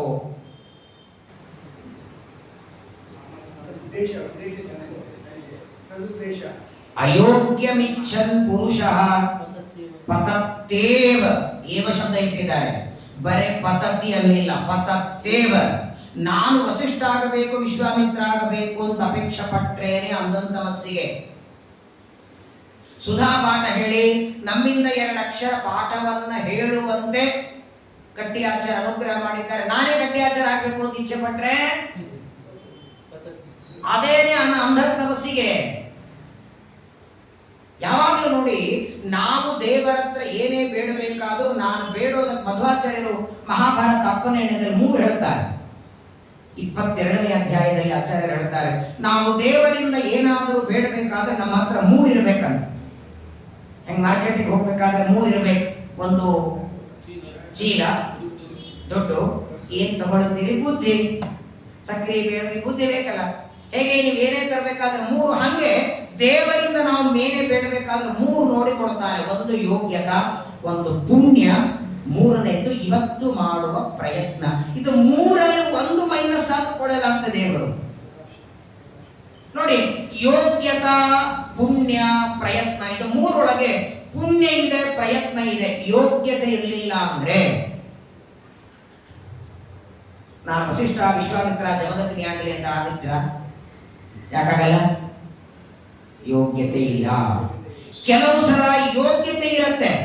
ಸತ್ಯಬೋಧ ತೀರ್ಥರ ಆರಾಧನೆಗೆ ಸಂಘಕ್ಕೆ ಬಂದು ಪ್ರಸಾದ ಸ್ವೀಕಾರ ಮಾಡಲಿಕ್ಕೆ ಯೋಗ್ಯತೆ ಇದೆ, ಆದ್ರೆ ಪುಣ್ಯ ಇರಲಿಲ್ಲ ಅಂದ್ರೆ ಇನಾಮದಾರ ಫೋನ್ ಮಾಡ್ತಾರೆ, ಇಲ್ಲೇ ಇಟ್ಕೊಂಡಿನ್ರಿ ಬನ್ರಿ, ಆಗಲ್ಲ ರೀ, ಯಾರು ಕೂಡಿಸ್ಬಿಡ್ರಿ ಬೇರೆ ಅವರಿಗೆ. ಯಾಕೆ? ಪುಣ್ಯ ಇಲ್ಲ. ಇನ್ ಕೆಲವು ಕಡೆಗೆ ಯೋಗ್ಯತಾ ಪುಣ್ಯ ಎರಡೂ ಇರುತ್ತೆ, ಇವತ್ತಿನ ಪ್ರಯತ್ನ ಇರಲ್ಲ. 2 ಅಕ್ಷರ ಸುಧಾ ಅನುವಾದ ಮಾಡುವ ಯೋಗ್ಯತೆನೂ ಇದೆ, ಹಿರಿಯರು ಮಾಡಿದ ಅನುಗ್ರಹ ಪುಣ್ಯನೂ ಇದೆ. ಮಠಕ್ಕೆ ಹೋಗಿ ಪಾಠಕ್ಕೆ ಹೋಗೋ ಪ್ರಯತ್ನ ನೀವು ಮಾಡಿಲ್ಲ ಅಂದ್ರೆ 3 ನೋಡಿಕೊಡ್ತಾನೆ ದೇವರು. ಆದರೆ ಒಂದು ಮರಿಬೇಡಿ, ನಮ್ಮ ಯೋಗ್ಯತೆ ಏನು ಅಂತ ಗೊತ್ತಿರೋರಿಬ್ಬರಿಗೇನೆ, ಒಂದು ಪರಮಾತ್ಮನಿಗೆ, ಹಾಗೆ ನಮ್ಮ ಯೋಗ್ಯತಾ ಭಿನ್ನರಾದ ಗುರುಗಳಿಗೆ ಅವರು ಯಾವತ್ತೂ ಬಂದು ಹೇಳ್ತಾರೆ ಅಲ್ಲಿವರೆಗೆ. ಅದಕ್ಕಾಗಿ ನಾನು ಮೊನ್ನೆನೂ ಒಂದು ಮಾತು ಹೇಳಿದೆ, ದೇವರ ಹತ್ರ ಬೇಡುವಾಗ ಏನೋ ಬೇಡುವ ಭರದೊಳಗೆ ಅಯೋಗ್ಯವಾದದ್ದು ನಮ್ಮ ಬಾಯಿಂದ ಬರಬಾರದು. ಏನೋ ಒಬ್ಬ ಒಳ್ಳೆಯ ವ್ಯಕ್ತಿ ಆಗ್ಲಿ ಅಂತ ಅಪೇಕ್ಷೆ ಪಡೋ ತಪ್ಪಲ್ಲ, ಅವರು ನಾನಾಗ್ಲಿ ಅನ್ನೋದೇ ತಪ್ಪು. ಲಕ್ಷ್ಮೀದೇವಿ ನಾನಾಗ್ಲಿ ಅಥವಾ ಸಾಕ್ಷಾತ್ ಲಕ್ಷ್ಮೀದೇವಿಯಂತೆ ನಾನು ಆಗಲಿ ಅಂತ ಇವಳು ಅಪೇಕ್ಷೆ ಪಟ್ಟದ್ದು ತಪ್ಪಲ್ವಾ? ಇಂತಹ ಅಯೋಗ್ಯವಾದ ಇಚ್ಛೆ ಈ ಪಿಂಗಲ ವೇಶ್ಯೆಗೆ ಬಂತು ಅಂತ ಮೇಲ್ನೋಟಕ್ಕೆ ಅನಿಸ್ತದೆ. ಆಚಾರ್ಯರು ವ್ಯಾಖ್ಯಾನ ಮಾಡ್ತಾರೆ, ಮಧ್ವಾಚಾರ್ಯರಂತಾರೆ ಅವಳು ಅಪೇಕ್ಷೆ ಪಟ್ಟದ್ದು ತಪ್ಪಲ್ಲ ಅಂತಾರೆ. ಯಾಕಂದ್ರೆ ನೋಡಿ ಆಚಾರ್ಯರ ಮಾತು ನೋಡಿ, ಭಗವದ್ ಭಾರ್ಯತಾ ಯೋಗ್ಯ ಕಾಶ್ಚಿತ ಅಪ್ಸರಶಾಸ್ತ್ರೀಯ ರಮಾವೇಶಾತ್ ಕದಾಚಿತ್ ಸ್ಯುಃ ತಾಸ್ತ್ವೇಕಾ ಪಿಂಗಲಾಭವತ್ ತದನ್ಯಾನಾಂ ಮಹಾದೋಷಃ ಭಗವದ್ ಭರ್ತ್ರತಾ ಸ್ಮೃತೌ. ಈ ಮಧ್ವಾಚಾರ್ಯರೊಬ್ಬರು ಬರದೇ ಇದ್ರೆ, ಈ ತರ ಗ್ರಂಥ ಬರದೇ ಇದ್ರೆ ದೊಡ್ಡ ಅನರ್ಥ. ಆಚಾರ್ಯರು ಸ್ಪಷ್ಟವಾಗಿ ಹೇಳ್ತಾರೆ ನೋಡಿ, ಕೃಷ್ಣಾವತಾರದಲ್ಲಿ ಪರಮಾತ್ಮ ಏನು 16,108 ಜನರ ಮದುವೆ ಮಾಡಿಕೊಂಡಲ್ಲ, ಅದರಲ್ಲಿ ಸತ್ಯಭಾಮ ರುಕ್ಮಿಣಿ ಸಾಕ್ಷಾತ್ ಲಕ್ಷ್ಮಿ ಅವತಾರ, ನೀಲಾ ಭದ್ರ ಕಾಲಿಂದಿ ಮಿತ್ರವಿಂದ ಲಕ್ಷಣ ಜಾಂಬವತಿ ಇವರಲ್ಲಿ ಲಕ್ಷ್ಮೀದೇವಿಯ ಸನ್ನಿಧಾನ. ಹಾಗಾಗಿ ತಾರತಮ್ಯದಲ್ಲಿ ಗರುಡ ಶೇಷ ರುದ್ರರ ನಂತರದಲ್ಲಿ ಷಣ್ಮಹಿಷರು ಬರ್ತಾರೆ. 16,100 ಜನ ವಾಸ್ತವಿಕದಲ್ಲಿ ಗಂಡು ಮಕ್ಕಳು, ಅಗ್ನಿಯ ಮಕ್ಕಳು. ಗಂಡು ಹುಡುಗರು ವಾಯುದೇವರನ್ನ ತಪಸ್ಸು ಮಾಡಿ ಹೆಣ್ಣಾಗಿ ಲಕ್ಷ್ಮೀದೇವಿಯ ಅನುಗ್ರಹದಿಂದ ಮದುವೆ ಮಾಡಿಕೊಂಡ್ರು ಅಂತ ಆಚಾರ್ಯ ತಾತ್ಪರ್ಯದಲ್ಲಿ ಹೇಳ್ತಾರೆ. ಹಾಗೆ ಇಲ್ಲಿಯೂ ಅಪ್ಸರಾ ಸ್ತ್ರೀಯರಲ್ಲಿ 2 ತರಹ ಇದ್ದಾರೆ. ಕೆಲವು ಅಪ್ಸರಾ ಸ್ತ್ರೀಯರು ಲಕ್ಷ್ಮೀದೇವಿಯ ಆವೇಶದಿಂದ ಪರಮಾತ್ಮನ ಹೆಂಡತಿಯಾಗುವುದಕ್ಕೆ ಯೋಗ್ಯರಾಗಿರ್ತಾರೆ. ಅದರಲ್ಲಿ ಒಬ್ಬಳು ಈ ಪಿಂಗಲ. ಧೃತರಾಷ್ಟ್ರ, ಪಾಂಡು, ವಿದುರ ಹುಟ್ಟಿದ ಯಾರಿಂದ? ವೇದವ್ಯಾಸರಿಂದ. ಸತ್ಯವತಿ ನನ್ನ 2 ಸೊಸೆಯಂದ್ರಲ್ಲಿ ಸಂತಾನ ಪಡಿ ಮಕ್ಕಳನ್ನು ಸತ್ತೋಗಿದ್ದಾರೆ ಅಂದ್ರೆ ನಾನು ಮುಟ್ಟಲ್ಲ ಅಂದ. ರಮಾ ಲಕ್ಷ್ಮೀದೇವಿ ಬಿಟ್ಟು ಬೇರೆ ಸ್ತ್ರೀಯರನ್ನು ಮುಟ್ಟಲ್ಲ, ಅವರು ನನ್ನ ನೋಡ್ಲಿ ಮಕ್ಕಳಾಗ್ತಾರೆ. ಸರಿ ಅಂತ ಮೊದಲನೆಯವನು ಕಣ್ಣು ಮುಚ್ಚಿದ್ದು ಕುರುಡನಾದ ಧೃತರಾಷ್ಟ್ರ ಹುಟ್ಟಿದ. 2ನೇಯವನು ಪಾಂಡು, 3ನೇಯವನು ವಿದುರ ದಾಸಿಯಲ್ಲಿ ಹುಟ್ಟಿ ಬರ್ತಾನೆ.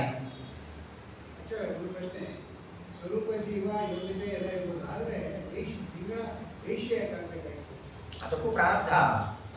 ಅದಕ್ಕೆ ಆಚಾರ ಇಲ್ಲಿ ನೋಡಿ, ಇಲ್ಲೇ ಶಬ್ದ ಇಟ್ಟಿದ್ದಾರೆ.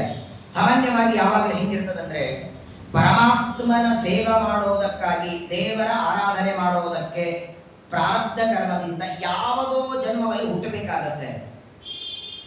ಸಾಕ್ಷಾತ್ ಯಮಧರ್ಮ ದೇವರು ವಿದುರನಾಗಿ ಶೂದ್ರನಾಗಿ ಮಾಂಡವ್ಯ ಋಷಿಗಳ ಶಾಪ ಜೊತೆಗೆ ಭಗವಂತನ ಸಂಕಲ್ಪ ಇದೆ. ವಿದ್ಯಾ ರತತ್ವಾತ್ ವಿದುರ ಅಂತ ಆಚಾರ್ಯರು ತಾತ್ಪರ್ಯದಲ್ಲಿ. ಹಾಗೇನೆ ಅಪ್ಸರಾ ಸ್ತ್ರೀಯರಲ್ಲಿಯೂ ಕೂಡ ಕೆಲವರು ಲಕ್ಷ್ಮೀದೇವಿಯ ಆವೇಶ ಇದ್ದವರು. ಕೃಷ್ಣ ಪರಮಾತ್ಮ ಮಥುರೆಗೆ ಕಂಸನನ್ನ ಕೊಲ್ಲೋದಕ್ಕೆ ಬರ್ತಾನೆ. ರಥದಲ್ಲಿ ಹೋಗುವಾಗ ಕಂಸನಿಗೆ ಗಂಧ ತಗೊಂಡು ಹೋಗ್ತಿರ್ತಾಳೆ ತ್ರಿವಕ್ರ. 3 ಕಡೆಗೆ ಅಂಕಡು ಹೊಂಟಿರ್ತಾಳೆ. ಕೃಷ್ಣನಿಗೆ ಗಂಧ ಕೊಡ್ತಾಳೆ.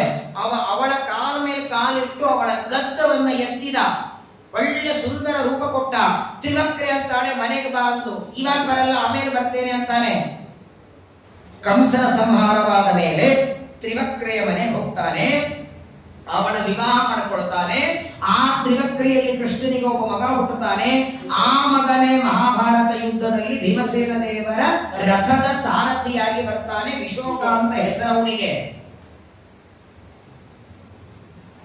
ಎಲ್ಲ ಶ್ರೀಮದಾಚಾರ್ಯರ ಮಾತು. ಯಾರಲ್ಲಿ ಲಕ್ಷ್ಮೀದೇವಿ ಆವೇಶನೋ, ಯಾರು ಭಗವಂತನನ್ನ ಮದುವೆ ಮಾಡಿಕೊಳ್ಳೋದಕ್ಕೆ ಯೋಗ್ಯರೋ ಅವರಿಗೆ ಮಾತ್ರ ದೇವರನ್ನ ಮದುವೆಯಾಗಬೇಕು ಅಂತ ಇಚ್ಛೆ ಬರ್ತದೆ. ಅದರಲ್ಲಿ ಒಬ್ಬಳು ಪ್ರಾರಬ್ಧ ಕರ್ಮವಶಾತ್ ಅಪ್ಸರೆ ಅನ್ನೋದಕ್ಕಾಗೇನೆ ಇವಳಿಗೆ ಅಪ್ಸರಾದ ವೇಶ್ಯೆಗೆ ಅಷ್ಟು ದಿನಗಳವರೆಗೆ ಹಣಕ್ಕಾಗಿ ಜೀವನ ಮಾಡೋಳು. ಯಾವತ್ತೂ ತನ್ನ ಮನೆಗೆ ಯಾರೂ ಬರಲಿಲ್ಲ. ಅವತ್ತವಳಿಗೆ ಭಗವಂತನ ಸ್ಮರಣೆ ಬಂತು. ಅವತ್ತಿನ ದಿನವೇ ಆ ವೇಶ್ಯೆಯ ಕೆಲಸವನ್ನ ಬಿಟ್ಟು ಪರಮಾತ್ಮನ ಆರಾಧನೆಯನ್ನ ಮಾಡಿ ದೇವರ ಅನುಗ್ರಹವನ್ನ ಪಡೆದು, ಇದರಿಂದ ನಾನೇನು ಕಲಿತೆ ಅಂದ್ರೆ, ಇರುವ ಜೀವನ ಯಾರಿಗೋಸ್ಕರ ಕಾಯೋದು ಬೇಡ, ಅನಾದಿ ಕಾಲದಿಂದ ರಕ್ಷಣೆ ಮಾಡುವ. ಅದು ನಮ್ಮ ಹೃದಯ ಕಮಲದಲ್ಲೇ ಇದ್ದು, ದೂರ ಅಲ್ಲ.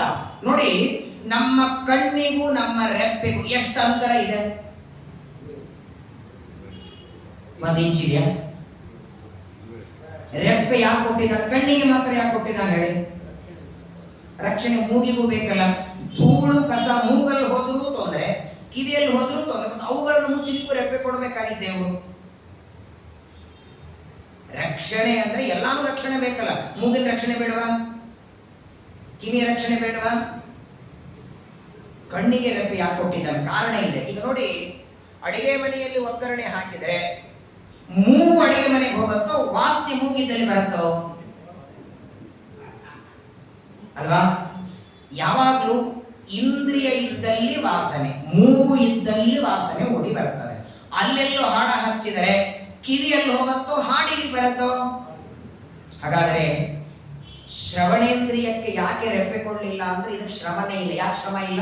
ಇದು ಇದ್ದಲ್ಲಿ ವಿಷಯ ಬರುತ್ತದೆ. ಮೂಗಿಗೆ ಯಾಕೆ ರೆಪ್ಪೆ ಇಲ್ಲ? ಇದಕ್ಕೂ ಶ್ರಮ ಇಲ್ಲ. ಯಾಕೆ? ಇದು ಇದ್ದಲ್ಲಿ ಬರುತ್ತದೆ. ಕಣ್ಣಿಗೆ ಯಾಕೆ ರೆಪ್ಪೆ ಅಂದ್ರೆ ವಿಷಯ ಪದಾರ್ಥ ಇದ್ದಲ್ಲಿ ಕಣ್ಣು ಹೋಗಬೇಕು. ಪದಾರ್ಥ ಇದ್ದಲ್ಲಿ ಕಣ್ಣು ಹೋಗಬೇಕು, ಕಣ್ಣಿನ ಹತ್ರ ಪದಾರ್ಥ ಬರಲ್ಲ.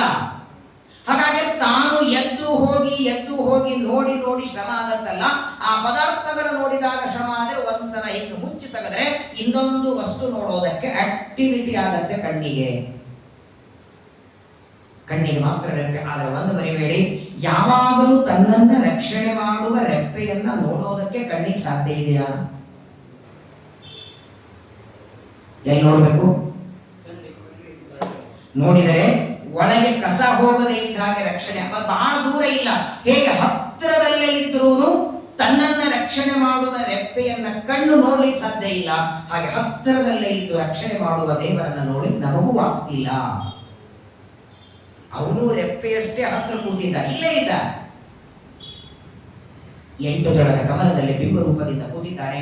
ಅಂತಹ ಬಿಂಬರೂಪಿಯಾದ ಪರಮಾತ್ಮ, ವಾಯುದೇವರು, ತತ್ವಾಭಿಮಾನಿ ದೇವತೆಗಳು, ಎಲ್ಲ ಗುರುಗಳು ನಮ್ಮ ಶರೀರದಲ್ಲಿ ಇದ್ದು ನಮ್ಮಿಂದ ಕಾರ್ಯವನ್ನು ಮಾಡಿಸ್ತಾರೆ. ನಾವು ಮಾಡುವ ಪ್ರತಿಯೊಂದು ಕಾರ್ಯ, ಬೆಳಗ್ಗೆ ಎದ್ದು ರಾತ್ರಿ ಮಲಗೋವರೆಗೆ ಏನೇ ಮಾಡಲಿ ಕೃಷ್ಣಾರ್ಪಣ ವಸ್ತು ಅನ್ನಿ. ಊಟ ಮಾಡಿದ್ರಿ ಕೃಷ್ಣಾರ್ಪಣ ವಸ್ತು, ಬಡಿಸಿದ್ರಿ ಕೃಷ್ಣಾರ್ಪಣ ವಸ್ತು, ಊಟಕ್ಕೆ ಪ್ರವಚನ ಬಂದ್ರಿ ಕೃಷ್ಣಾರ್ಪಣ, ಯಾರಿಗೋ ಕುರ್ಚಿ ಕೊಟ್ರಿ ಅದು ಕೃಷ್ಣಾರ್ಪಣ, ಅದೊಂದು ದೇವರ ಪೂಜೆನೆ. ಕುರ್ಚಿ ಕೊಟ್ಟದ್ದು ದೇವರ ಪೂಜೆ. ಎಲ್ಲರೂ ಎದ್ದೋದ ಮೇಲೆ ಒಂದೊಂದು ಕುರ್ಚಿ ಹಾಕಲ್ಲಿ ಇಟ್ಟು ಜಮಖಾನೆ ಮಡಚಿಟ್ರಿ ಅದೊಂದು ಕೃಷ್ಣಾರ್ಪಣ ವಸ್ತುವನ್ನೇ. ಪ್ರಾತಃ ಪ್ರಗತಿ ಸಾಯಾಂತಂ ಸಾಯಾನ್ಮೇ ಪ್ರಾತರಂ ತಥಾ ಯತ್ಕರೋಮಿ ಜಗನ್ನಾಥ ತದಸ್ತು ತವ ಪೂಜನಂ. ಈ ಅನುಸಂಧಾನ ಬಂತು ಅಂದ್ರೆ ನಮ್ಮ ಜೀವನ ಸಾರ್ಥಕವಾಗುತ್ತೆ. ಅಂತಹ ಅನೇಕ ವಿಚಾರಗಳನ್ನ ಅವಧೂತರಿಂದ ಯದುರಾಜ ಶ್ರವಣ ಮಾಡ್ತಾನೆ. ಇಲ್ಲಿಗೆ ಅವಧೂತ ಮತ್ತು ಯದುರಾಜರ ಸಂವಾದ ಮುಗಿಯುತ್ತದೆ. ಯದುರಾಜ ಅವಧೂತರನ್ನ ಪ್ರಾರ್ಥನೆ ಮಾಡಿ ಎಲ್ಲ 24 ಗುರುಗಳಿಂದ ಕಲ್ತದ್ದನ್ನೆಲ್ಲ ತಿಳ್ಕೊಂಡ. ತನಗೂ ವೈರಾಗ್ಯ ಬಂತು.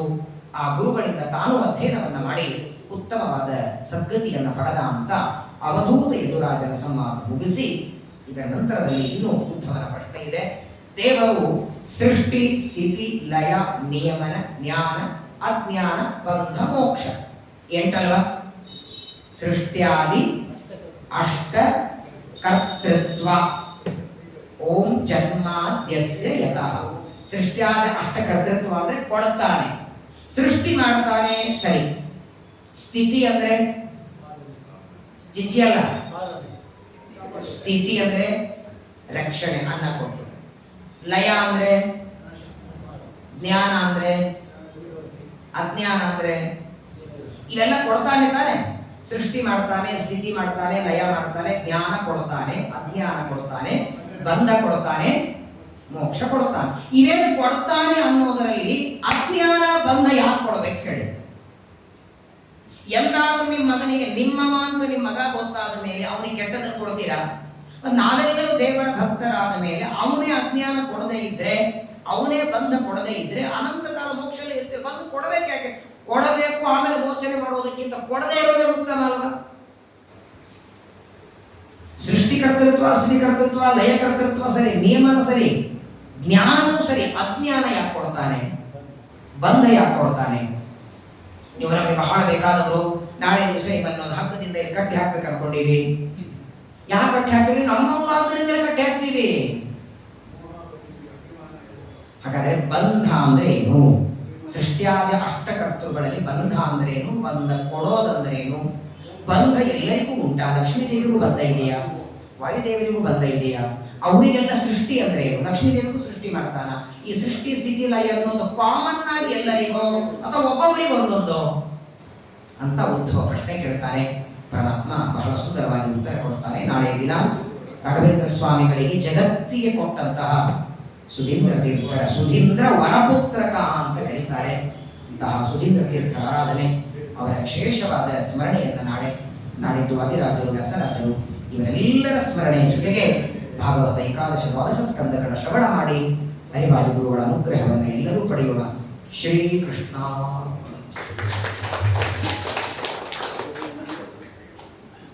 ಜೋರಾಯ್ತು ಆರಾಧನೆ, ಜೋರಾಯ್ತು ನೋಡಿದೆ.